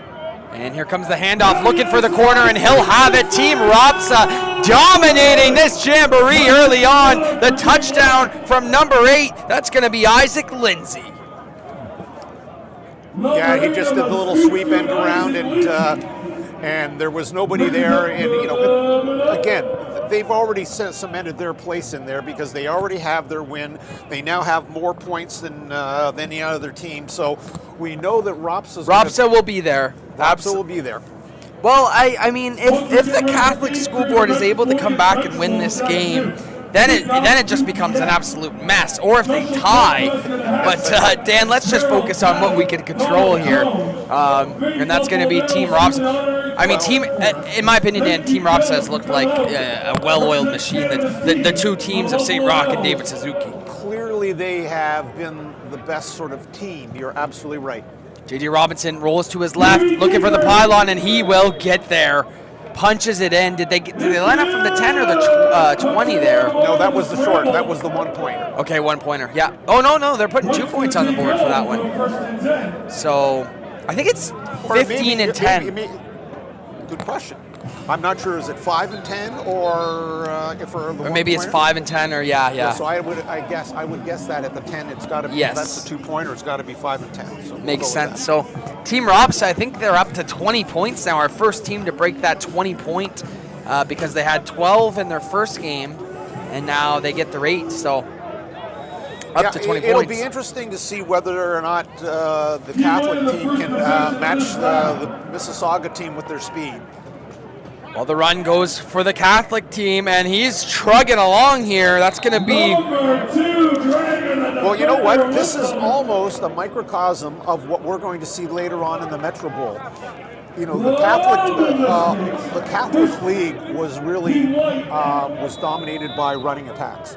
They had some quarterbacks who throw the ball, but they were primarily running attacks that ended up winning in the Catholic League. Whereas you can see from Mississauga, all their quarterbacks and all their teams had the ability to throw the ball. And so I think we're going to see that difference as well in the big Metro Bowl coming up after this. Oh, and just out of the hands. Quarterback now is Julian Boyton out of Villanova, and he scrambles out and is unable to hit his receiver. I mean, the two dominating teams in the Catholic Association this year, Michael Power and Chaminade, were primarily running teams. And so it'll be interesting to see how Chaminade is going to match up in our Metro Bowl with Robert F. Which Hall. is very, you're right, And Dan. I would assume, and from looking at last week, Robert F. Hall's certainly lined up in a spread offense. They pass it, and they throw the ball. So it's going to Chaminade runs the triple option. Correct. So it's going to be, the run versus the pass, and I have a feeling this is the associations have the same differences as well. Pressure, launching it deep. Might have been some contact there. They let him play through. A little bit of contact. So that's a great point, Dan.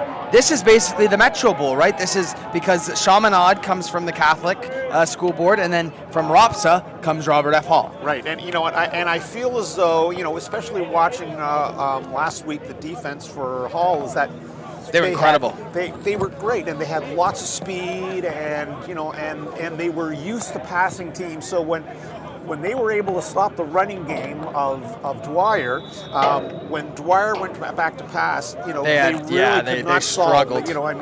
They were intercepted. One big return for a touchdown. Yeah. Another return that almost gave them a touchdown. And but let's see if the Catholics can wide open receiver here, Dan. He connects with his man. He's gonna hit number 80 there. That's gonna be Reed Hamill out of St. Mike's. Yeah, nice little job that time by the quarterback, being able to find the opening in the zone there. And again, see, he found it in between the linebackers and the deep man, and that's really the way to go here. I don't think they're going to be able to throw over top too often. Right. And quite frankly, I'm not sure, the quarterbacks we've seen so far have the same ability as JJ to really throw over top either. He's definitely been the star of this showcase. But here's a nice run, Dan. You mentioned these teams can run the football. Big offensive lines and powerful running backs is what the Catholic Association is going to throw at you. Well, that's exactly it. And as I said, it'll be interesting to see how this progresses the rest of this game, and then when we get through to the final here of our little jamboree, and then finally when we get to the Metro Bowl. So Dan, talk a little bit maybe about the Catholic associations and some of the historic powerhouses out of there. I mean, Rebuff, O'Connor, St. Mike's, Michael Power. There's a lot of teams that are featured in this game as well. Correct, and if you look at it historically, Chaminade, Michael Power, and of course certainly St. Mike's, which St. Mike's sometimes would have played in the independent leagues with the other private schools, but they have had a long history, St. Mike's, of playing in the Catholic Association as well. And then you got Father Henry Carr as well as one of them coming out of there. So, well, Carr and Brebeuf and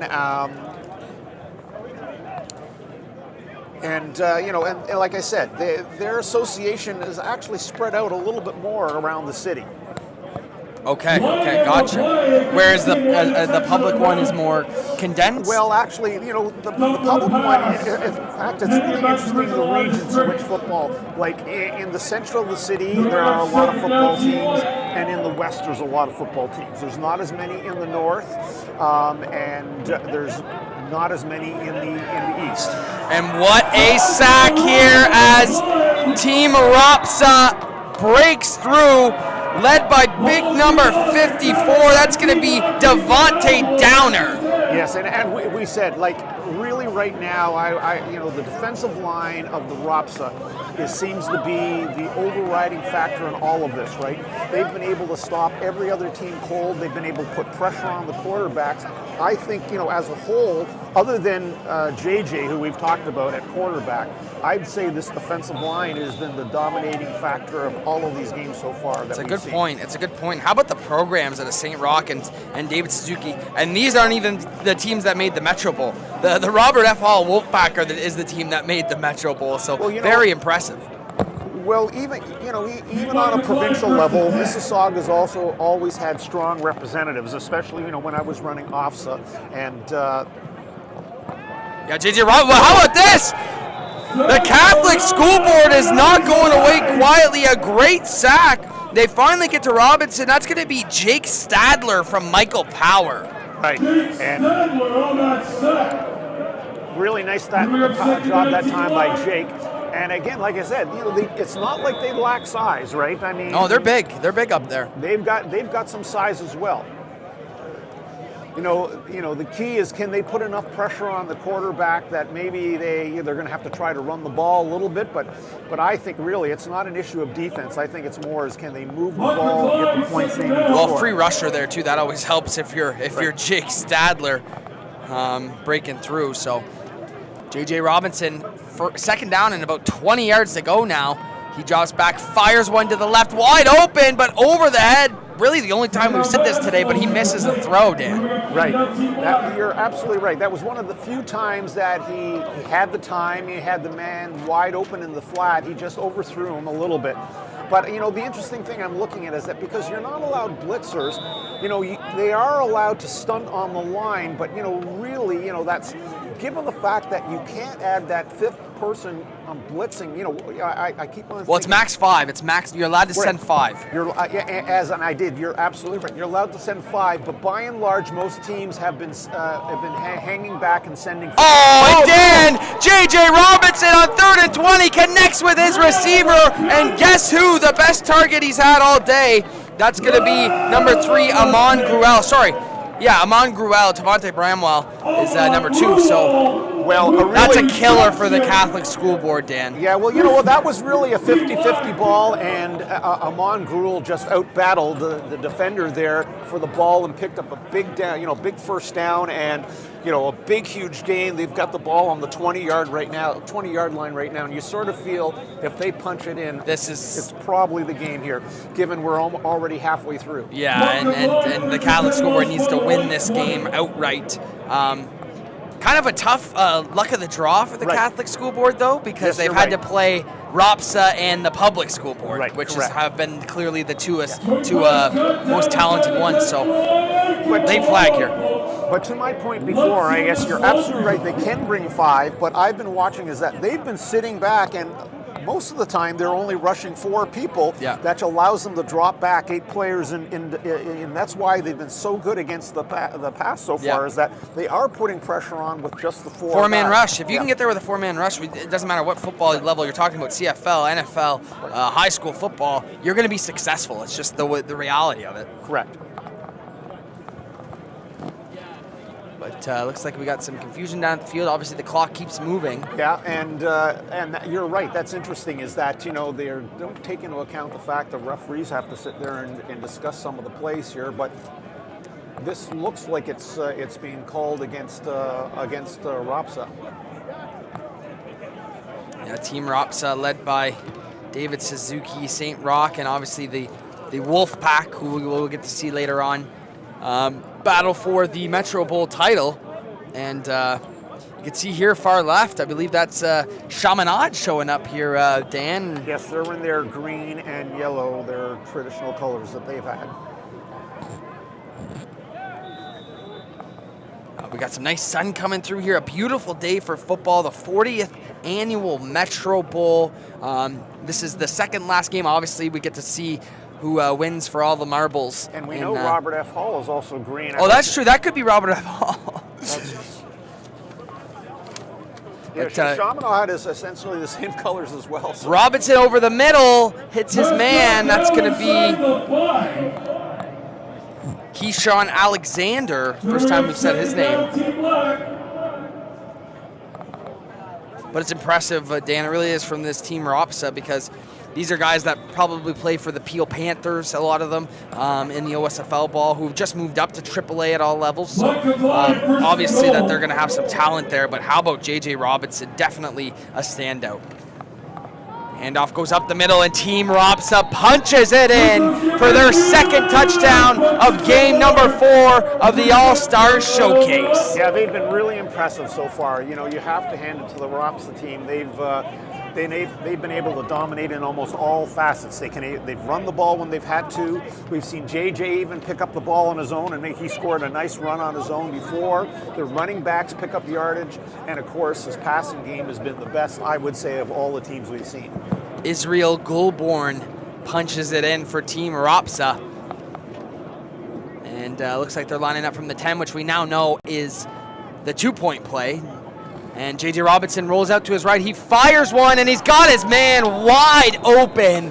The floodgates open, and Team Ropsa looks dominant. Well, you know, the one thing I can tell you right away, just from understanding quarterbacks and their mechanics, you know, the one thing JJ seems to have that seems to be a lot better than all the other quarterbacks is that when he is flushed out of the pocket, he throws the ball very well on the run. You know, there's not too many high school quarterbacks that really, like he does a really, you know, even from a mechanics point of view, he's able to get his shoulders turned upfield, and that time, I mean, that was not an easy pass. You know, the guy was wide open, and it looked like pitch and catch, but when you're on the run and having to make a throw like that, right on line, I mean, that was really impressive, that time from JJ. So I think, as we've seen so far, he seems to have the whole package right now. 100%, and if I'm a university scout here today, I'm talking to Mr. Robinson after this game, I'll tell you that. But you're right, yeah, he moves well, and he fires well on the move. And as well, like I said, he makes good decisions as to...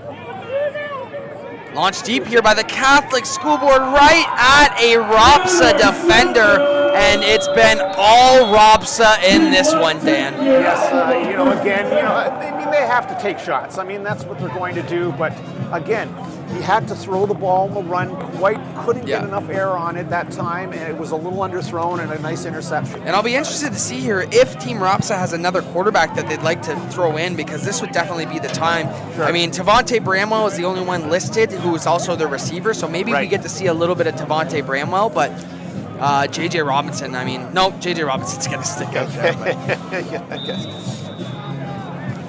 And just under 8 minutes to go, a 16-0 lead for Team Ropsa. So I guess I could say it right now, Dan. I don't think it'll be announcer's jinx. We're going to see Team Ropsa versus obviously the Team Public with your familiar organization. Right, but you're absolutely right. I think the public association is going to have their hands full with this, with really talented squad here. Well, yeah, we've seen Public tie the Catholic, and Ropsa has had their way with the Catholic School Board. So here's J.J. Robinson once again, breaks free. What else can you do, Mr. Robinson? Rolls out to the right and slides down. See, the other thing I like about him is that he slid. Well, he slid, but he makes really good decisions. Like, I mean, he was still looking to throw the ball there right up until he got the line of scrimmage. His eyes were downfield. You know, just he has the pocket presence, when to get out of there and when to tuck the ball. So, you know, again, you know, I think it goes without saying, and you've already mentioned it, I think he's been our MVP of the whole jamboree so far. I would agree with you, Dan, for sure. And Robinson, second down and short. Looking for a put-away drive to send them to the championship. It's going to be a jet sweep action to number 2. And he's going to have plenty and more for a first down. But, you know, that's Tavante Bramwell. Yeah, so that's Tavante Bramwell we talked about, who you thought might step in as quarterback. But, you know, these jet sweeps work because their passing game's been so effective, right? I mean, you know, now instead of stacking on the line, you've got the defensive backs so weary of having balls going over their head. You know, they're backing off into their zones, and like you said, once he breaks free of the front line, he's got room to motor.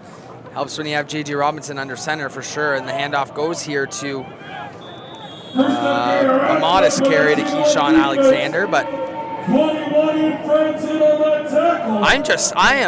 I am shocked, Dan, that we did not see J.J. Robinson's, I should say, David Suzuki team in some sort of bowl game, to be honest. Well, they did lose. They lost to Hall in the. It was at the championship, or was that the semifinal in the game. championship? Okay.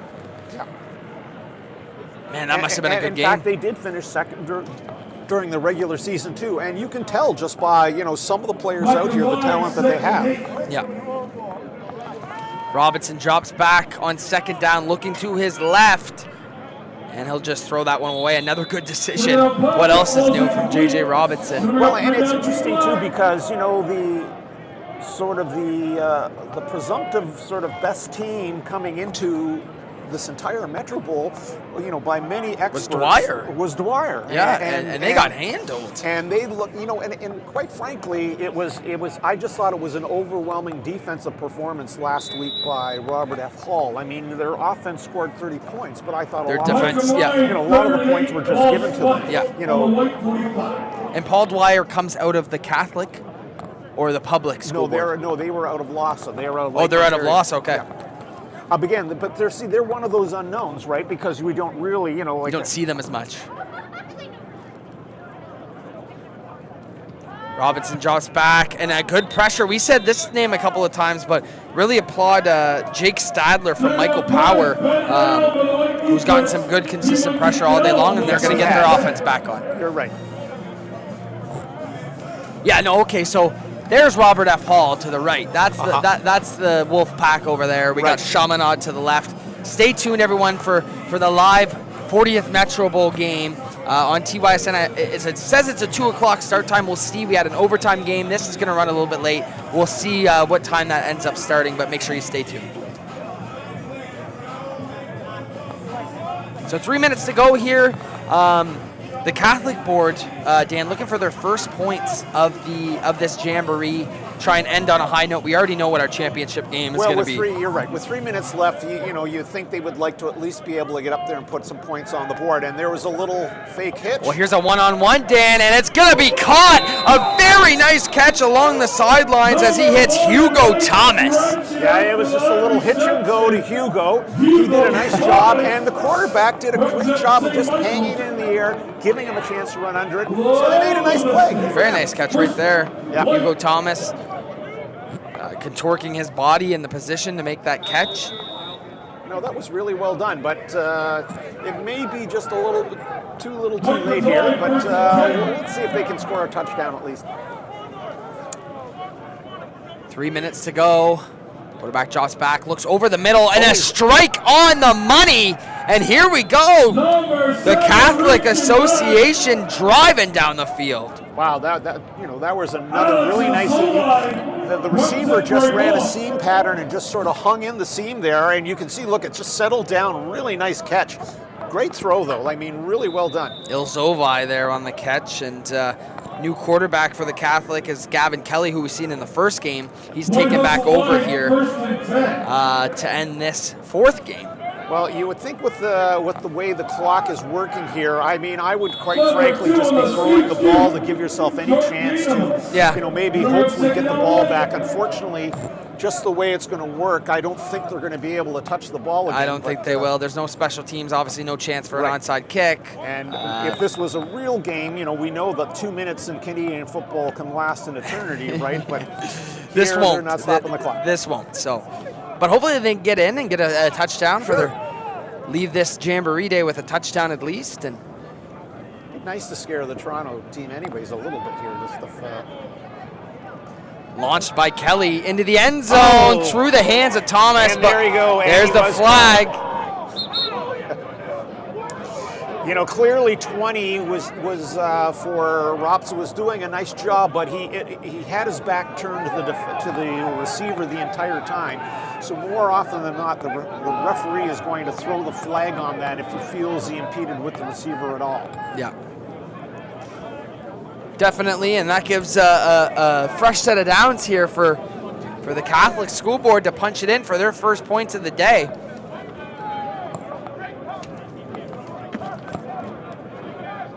Well, it would be just fitting, if they could punch it in here.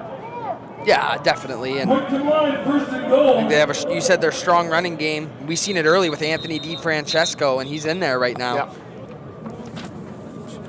We got the wind in the booth here, Dan, blowing stuff away.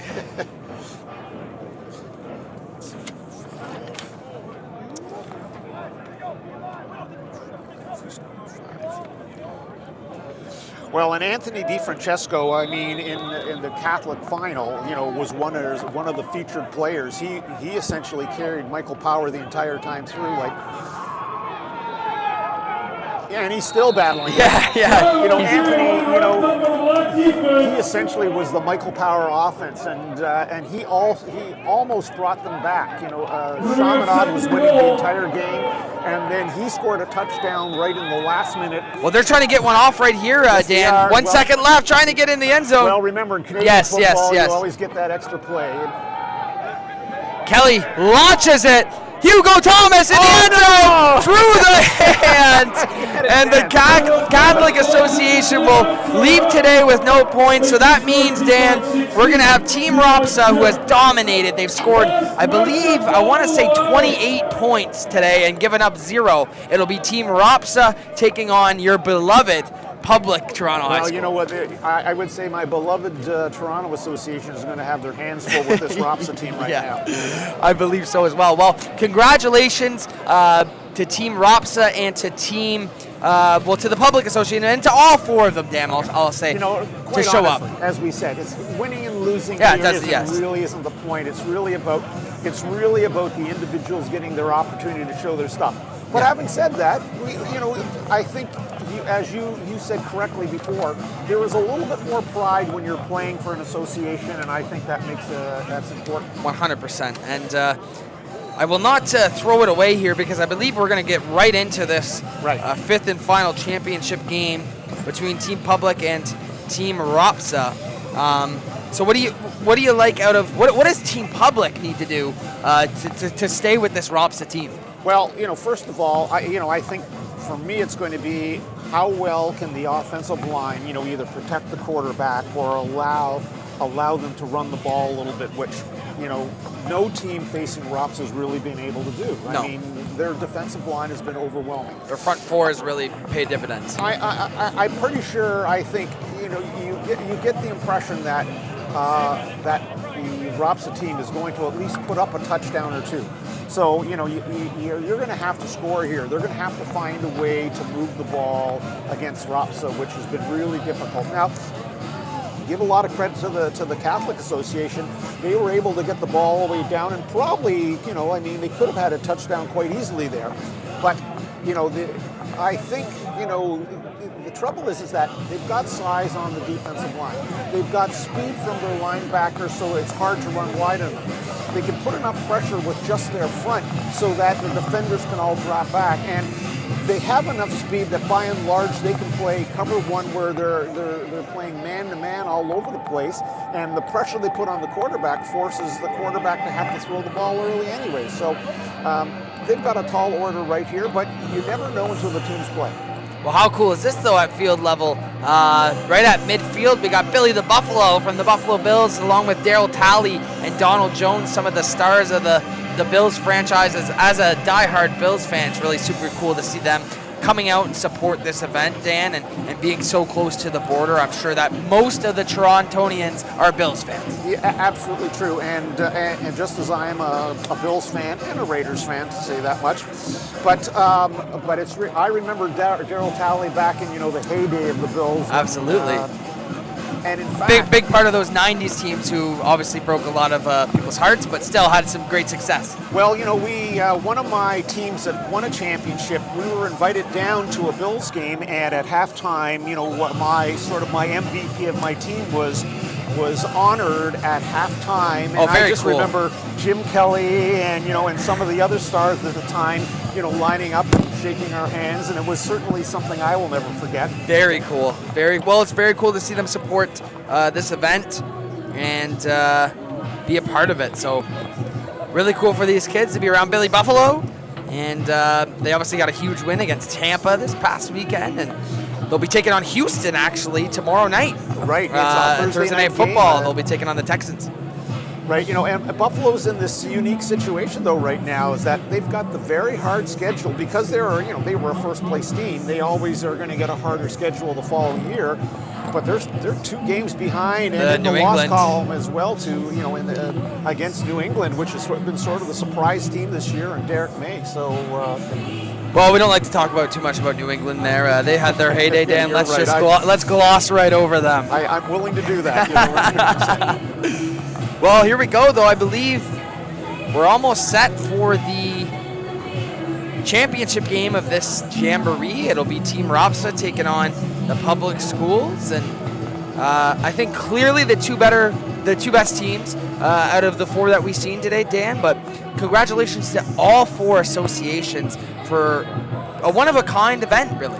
Well, and you know what? I give a lot of credit to the coaches just to be able to get all these players out here on very limited practice to even resemble a team in any way, shape, or form. I mean, like, anybody that's coached before, and you've got a bunch of, kids, brand new players you've never seen before, how hard it is to get them into a cohesive whole, with, like I said, probably less than a week's worth of practice. 100%. That's why I think it's going to be so hard to knock off Ropsa, not only because we've seen J.J. Robinson and company really show themselves as contenders here, but it's only 2 teams. Like I said, he's familiar with the majority of the players he's playing with, and you look on the other side, easily the most teams. You got Etobicoke, Malvern, Ridgeview, Birchmount Park, Northern, York Memorial, Lawrence Park, David and Marion Thompson, Newton Brook. I mean, there's 10 teams. So we'll see, though. I mean, Dan, you never know.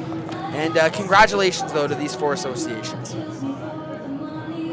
As the former convener of it, it must be really cool to see these 4 teams get together and play. No, it's number one, I just like because I ran OFSA too, I just like to see teams play. I like to see football players getting out there.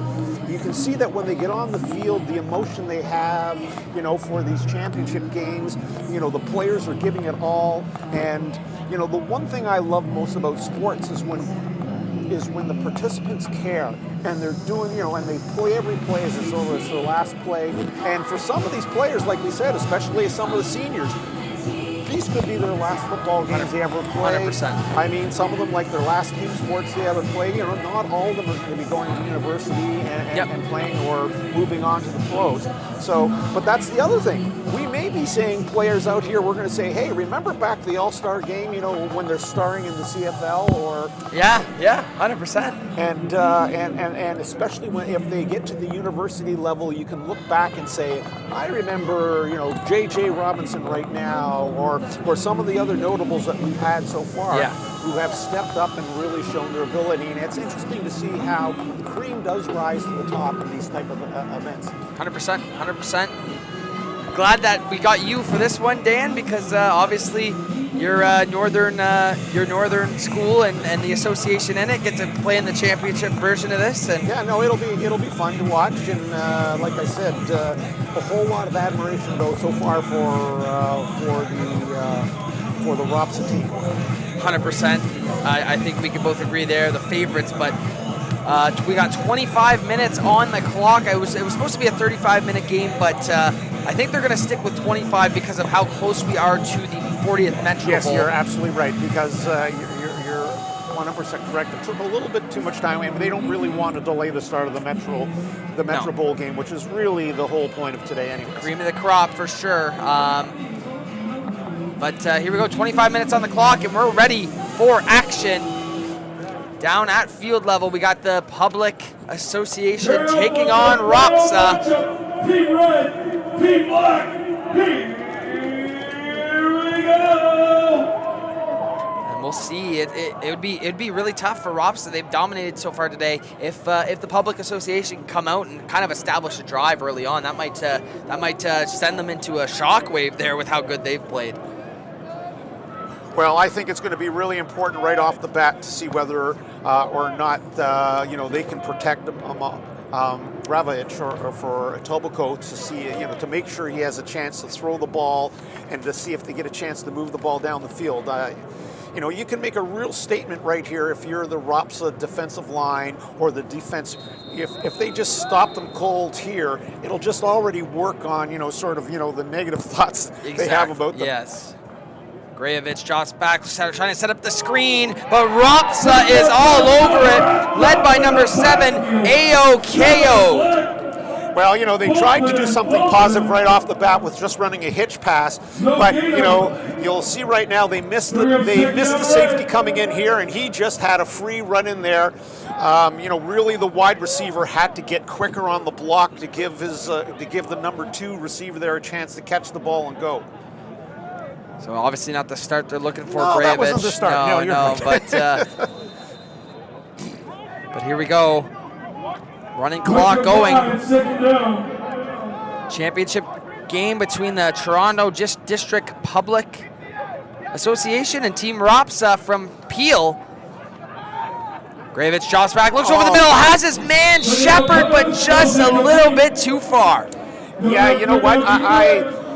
I'm not sure whether that was the receiver's fault or the quarterback's fault. I think if he had just kept on running, he seemed to slow down a little bit now. I think you're right. It probably was over his head. But if he had just kept on running, I mean, the throw in the seam was there. I mean, that was an opportunity they missed. Could have been a house call there, which would have been... Boy, I mean, he would have had nothing but green in front of him going all the way down. Yeah. But, yeah, and that was Hayden Farrow, you know, another Etobicoke player. So it's not as though they're not used to each other.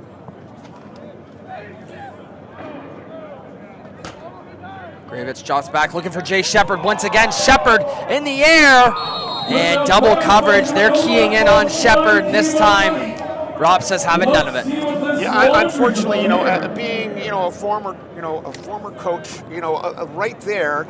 That was a real mistake that time by Jay Shepard. Now, I know there's a flag down, but you saw Jay Shepard slow down again. I think both those passes were pretty good. I think it was the receivers that did not run their routes the way they are supposed to. As a former receiver, Dan, I don't think you're cutting them much slack either. Well, yes, but I also coached quarterbacks for many, many years. So, okay, you know, okay. So you're hard on both of them. I got you. Yeah. No, but, you know, especially that second pass, that was not a bad pass whatsoever. I think Jay just had to run. Like, you know, we've already seen Jay do that, though, the last couple of games where he runs through the ball. So, well, they're going to get another shot at it here, though, as the penalty is against Ropsa. So 3rd down and long. Key in on number 1, who's going to be at the bottom of your screen in the slot.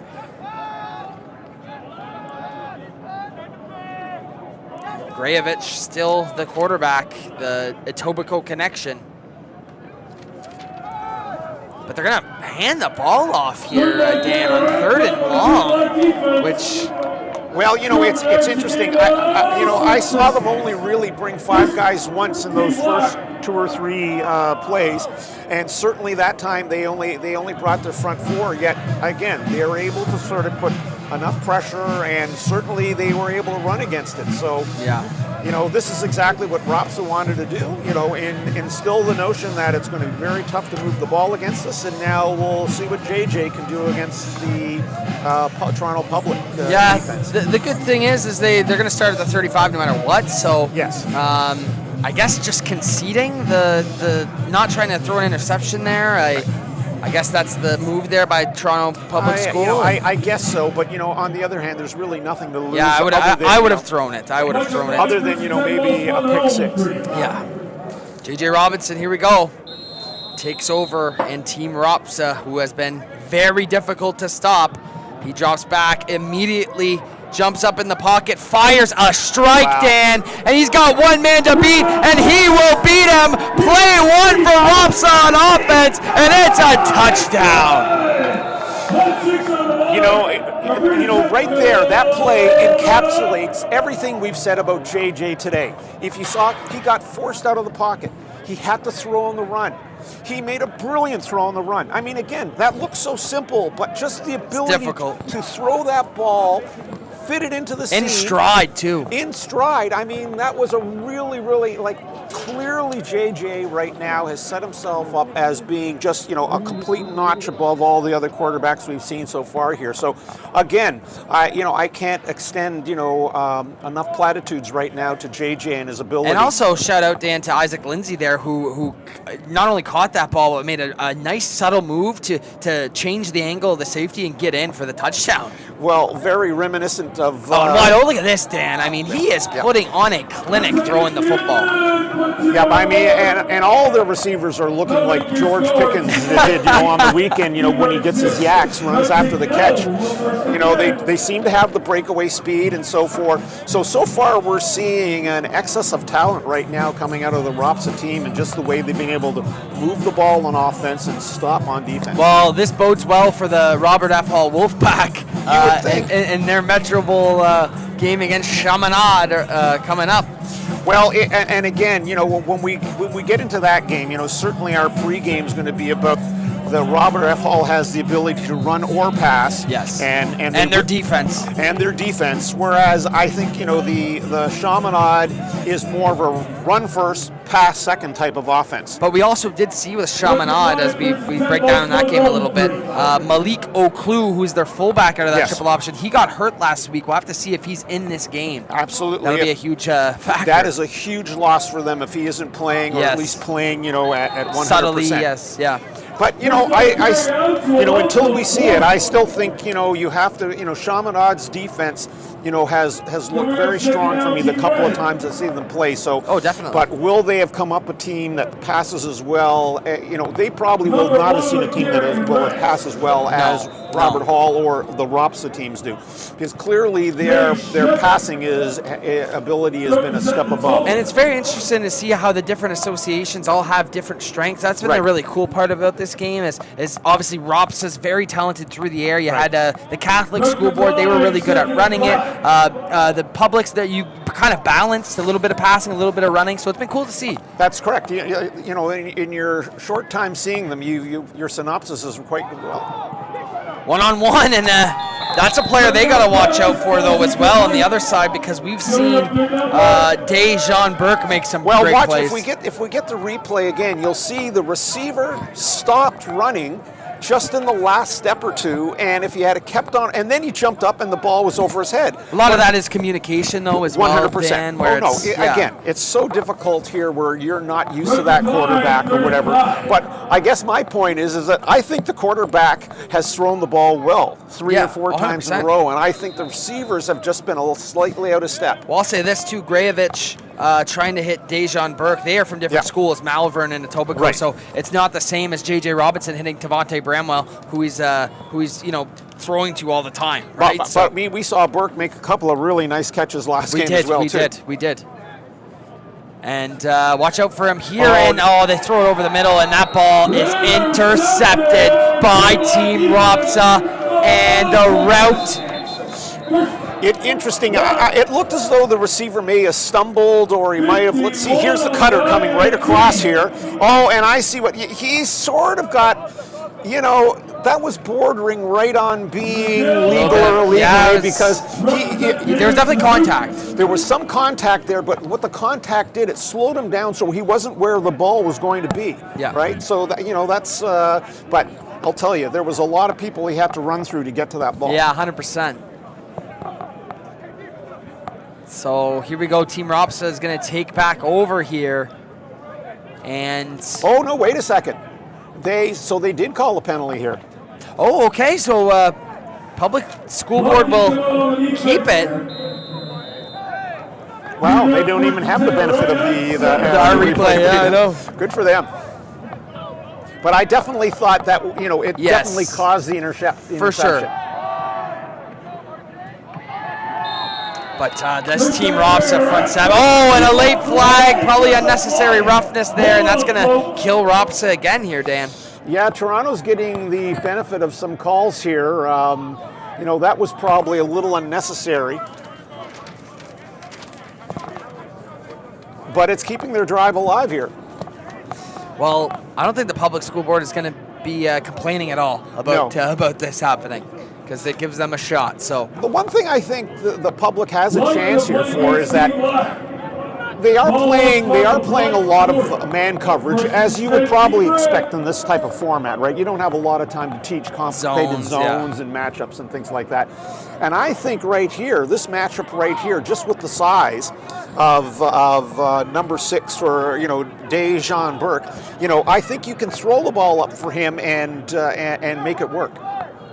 Definitely, I would take that matchup. If you look at the bottom of your screen right now, there is a significant size advantage for Dejan Burke. So I would be looking at that matchup, no doubt. And the pass rush gets in. Robson knocks it free and jumps on it. How about Team Ropsa? Yeah, now see, that time he decided to look at the far side, whereas if he had have decided to go to Dejan Burke here, I thought that was the move. That was the move. You know, I mean, you know, but he, you know, clearly, and especially all, you know, not just high school quarterbacks, all quarterbacks have to, you know, they have a progression. And in this type of event, you know, you're not taught progressions. You're probably taught, I want to throw to so and so, right? Yes. And he looked at the receiver at the top of the screen, and he just wasn't there. Whereas Dejan had beaten his man on the bottom. But I mean, also shout out to Denzel Ogu-Giafor from St. Roch, because he got in within, 2 seconds. Like, it was tough. But we've been singing their praises, you know, the whole. Yeah, 100%. Robinson and Ropsa takes over. Robinson checks it down and just an absolute strike. But, Dan, J.J. Robinson is limping. If you look behind the play here, Robinson is limping. You're right. Well, you know, the thing that impresses me here with the Ropsa team is that, you know, they're taking the small stuff, they're taking the little stuff underneath, you know, and they're counting on their receivers to turn them into big plays, right? So they're not just aimlessly throwing the ball down the field with a lot of air under it, because they know the player, they know the defenses don't want to get burned by the deep ball, and they've been very successful doing it.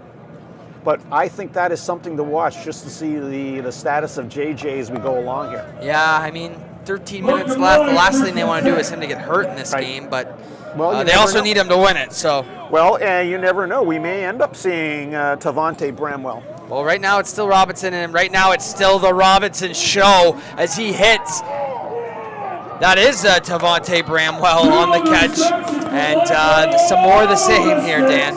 You know what? He reminds me an awful lot about Mahomes, right? You know, who's limping around the field. Then when he has to throw the ball, absolute bullet. Right? Yeah, or if he has to run the ball, boom, he gets the first down. Yeah. You know, very impressive stuff from him. I don't think he's maybe made one bad decision. Yeah, no. And as I said, all their underneath stuff is wide open right now because they're just so afraid of getting beat deep because they've already seen his arm from the previous 2 or 3 games. Yeah. That, you know, that he can go over top if he has to. 100%.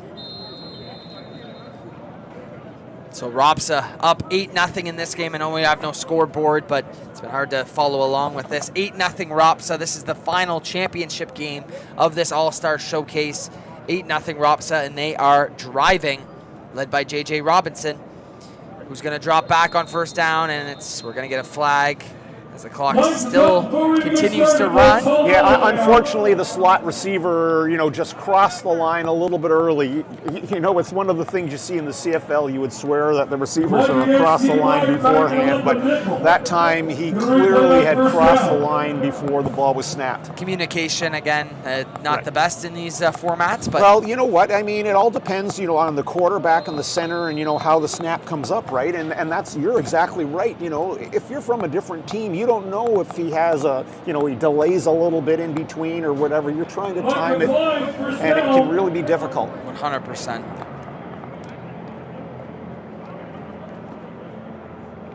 Robinson in the empty backfield rolls to his left, looking for something, and he's just going to take it himself and slide down. Just a smart play. I mean, how many times have we seen, personally for me, these last 2 events, as he gets up limping again? Yes, he seems to really be favoring it now. So you almost believe, but watch this as he turns. Look at how he squares his shoulders. I just think this is next level ability right there that you see. Like, you know, he's looking to throw the ball. He's got his shoulders in the throwing position. He decides not, and he was smart enough not to try to go down and score the touchdown in his own, realizing that they can still win the game with him if he just stands back there and slings it around a little bit. Yeah, definitely. And I want to point out right here on the sidelines, Dan, a really nice northern jacket right there. If you see right there on the sidelines. Oh, yes. Very nice. Dan's alma mater, a very nice jacket. I think that was from a couple of years ago, our championship, and I believe that player is a brother of one of the players from a few years ago. Very nice. J.J. Robinson again hooks up with his man. He's still limping significantly here, Dan. I'm surprised they have not pulled him from this yet. Yeah, and again, like I said, is it, are they just going to take the wide receiver Tavante? Well, like I said, he does play quarterback in the OSFL, and it lists him as a wide receiver / quarterback, so it would not be out of his element to take snaps. No, you're right. And like we said, the last thing you want to see is a player get hurt, but yeah. they might have to drag J.J. Robinson's body off the field if they're going to get him out. Drops back here, looks to his left, an absolute bullet, but nobody home. Yeah, a little bit of miscommunication there. He threw the corner, and it looked like the wide receiver broke to the inside that time. Number 1 from Rapsa. Yeah, that's Keyshawn Alexander. Yeah, which is, and they're both from David Suzuki, but So here we go. After all of that and praising Team Rapsa, it's only 8-0, and there's 9 minutes left to go here. If Toronto District School Board, the publics, can get something going here, you never know what can happen. And I think it all starts with Dejan Burke on the outside, Dan. Yeah, I think you're right. I think it'll be really difficult for this team just to nickel and dime their way down there. Yes, they need a big play. They need a big play, and the most likely person, just based on matchups that we see right now, is because you can see number 20, who has got lots of speed, for Rapsa, but there's a considerable size difference. So I think that could be the key matchup going down here. So Darnell Green from St. Rock, Yeah, they're jawing right now. Oh, actually. yes, they are. Dejan Burke and him. Dejan saying, let me throw it up. I'm going to moss you. And no one saying, no way. But, you can see, though, what they're just not going to get a lot. They don't have I don't think they really have a breakaway runner, a runner that can do it on their own, right? You just 100%. hand him the ball, and he can make instant offense on their own. So they're going to have to make a big play or two here, and certainly number 1 for Jay Shepard has some speed as well. And how about Jay Shepard on cue through the hands of Jay Shepard along the sidelines, can't hang it on, and Billy Buffalo throws the ref ball if back. we see it again here, I'm not sure if we'll be able to see it or not, but he looks like he just slows, see if he had to run through that. Again, I'm being overly critical because I'm used to watching, receivers and quarterbacks on film all the time. Well, that's a tough play, Dan. That's tough. No doubt, it's tough. You're right. And I also seen, Dan, at the top of the screen, Dejan Burke really beat his man off the line and was throwing up his hands and jumping up and down when he didn't get the ball thrown to him. So. Well, look he's giving him press coverage. He's giving him press coverage. Yes, here it goes, Dan. Dejan Burke 1-on-1, and that's a lot of contact. I would say that's one of the few times I've seen the quarterback not. If he had put the ball a little bit farther and let him run under it, he had him to the outside. So just a little bit, but he had him beat. I think he did, and the size advantage for sure. Right. But given the way like I said, they're playing cover ones right now, and they have 2 good matchups on the outside with Jay Shepard and Dejan Burke. I think that's where they have to go if they're going to try to score. Yeah. Well, Rapsa takes back over, and just with the nature of how this game rolls, it's 6.5 minutes left in this one. They could end this game right here if they get a couple of first downs. Well, you're right. There's a lot of pressure right now on the Toronto public defense to step up here and get the ball back for them because, like you said, given the nature of this format, they could just keep the ball for the rest of the game. Yeah, and conversely, if they do score as well, the game's over for sure. But here's a nice pass to Devontae Bramwell. We take Well, they replay right here. I don't know if he caught that. But see, they brought 5 guys this time, and when they do that, that leaves 1 linebacker, and look, a great job by JJ. I mean, he picked the linebacker drop that was missing to complete that pass. Yeah. Right. Yeah, and a really good route by the receiver, but an even better read by JJ there. So, they're taking their chances, trying to put pressure on him, but he's still able to pick it up and throw the ball. So, fresh set, and like we said, Dan, this could be catastrophic for the public. And a nice run here on first down by not Jay Shepard. He's on the other side. That is Keyshawn Alexander. But that's a product of the fact that they've been able to pass so well. And that time they decided not to bring their 5 guys. And the linebacker's first step was into a drop. I mean, because he just got burned on the pass. So that opened up, once he got to the outside, he was able to scamper for 8 yards there.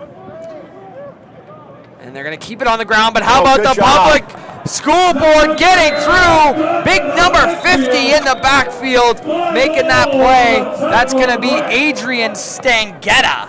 Yeah, huge play for them there. Now that puts them in 3rd down. I mean, really all they were hoping to do was pick up those couple of yards. I mean, if they get those 2 yards, the game probably is over. This is a pivotal moment. So now they've got one more chance. If they can get this back, they can. It's definitely a ball game if they stop them right here on 3rd down. Exactly. No question. But they're going to have to deal with J.J. Robinson and his plethora of weapons.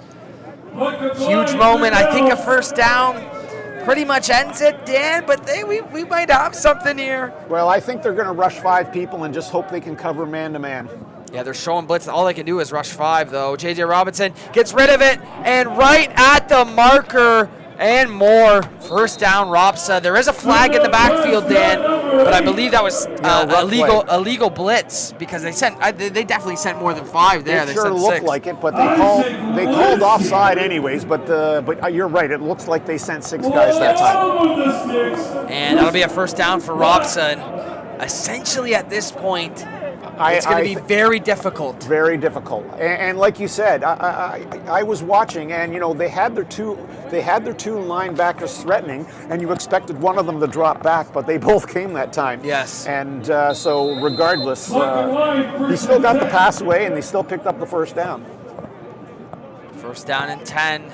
Ropsa looking to burn this clock away. And how about this, though? The public, Toronto public. Well, and Ropsa knows, though, here that, I mean, really the only thing that can hurt them right now is maybe a pick, or a pick 6, or a quick turnover to give them the ball. So even if all they do is run the ball for 3 downs in a row, they're going to have less than a minute left with no timeouts. So. True. It's a good point. And I mean, now they're actually playing to win, right? This time. I think, you got this far, you might as well win, right? Yeah. 1 1st down definitely ends it. And they are going to go for it right here. J.J. Robinson sneaking out of the pocket, getting away from defenders, fires one on the move. Dan, how about that play from J.J. Robinson? Just like I said, next level right there. Chris McNeil on the catch. Like, to me, his most spectacular plays today have been while on the run, and that's typically to his left, too. To the left, too, to his opposite side. And like I said, his ability just to get his body in a throwing position is something you do not see typically with most high school quarterbacks, right?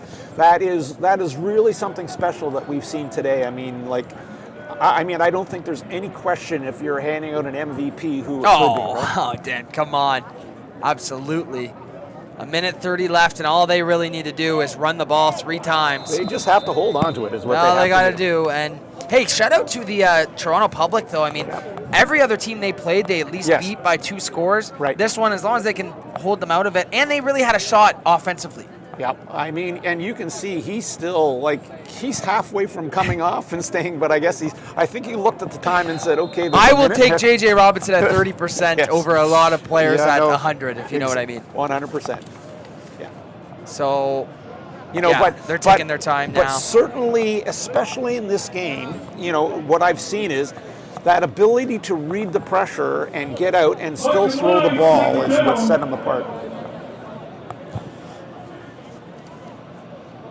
J.J. Robinson looking to his right. He'll just throw that away. And they're basically just going to let this clock wind out now. They got 1 more down, and all they have to do is sit on it. That was even smart enough that he threw it all the way into the stands just so it would take longer to get the ball, right? It's almost like he knew what he was doing. He's locked in on everything. He's got everything down pat. Yeah. No, congratulations to both these associations and to all 4 associations.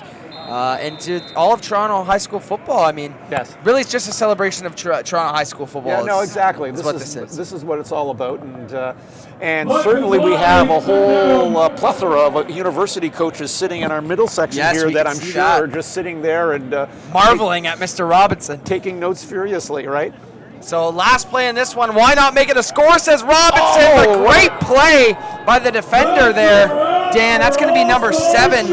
But how about that, Dan? Congratulations to Team Robson. Congratulations to all 4 associations and to Toronto High School football on a great event. ROPSA, JJ Robinson, St. Roch, and David Suzuki. What a performance. Really, the whole point of this is really, it's really just entertainment and an ability of players to be able to showcase themselves. And boy, did we ever see that today. We saw some fantastic performance. Yes, we've said JJ, right? But there's been, on every team, we saw individuals step up and, really show what they have. And I'm sure, like I said, this will go a long way towards them being offered scholarships or just being trying to be recruited by many of the schools that are here today watching. Well, Dan, really want to thank you for your time going through this with me. I know it was chaotic up here, but we got to see some great football. We got to see your alma mater down there playing this game as well, and really want to appreciate you and your time for spending some time with me and calling this game.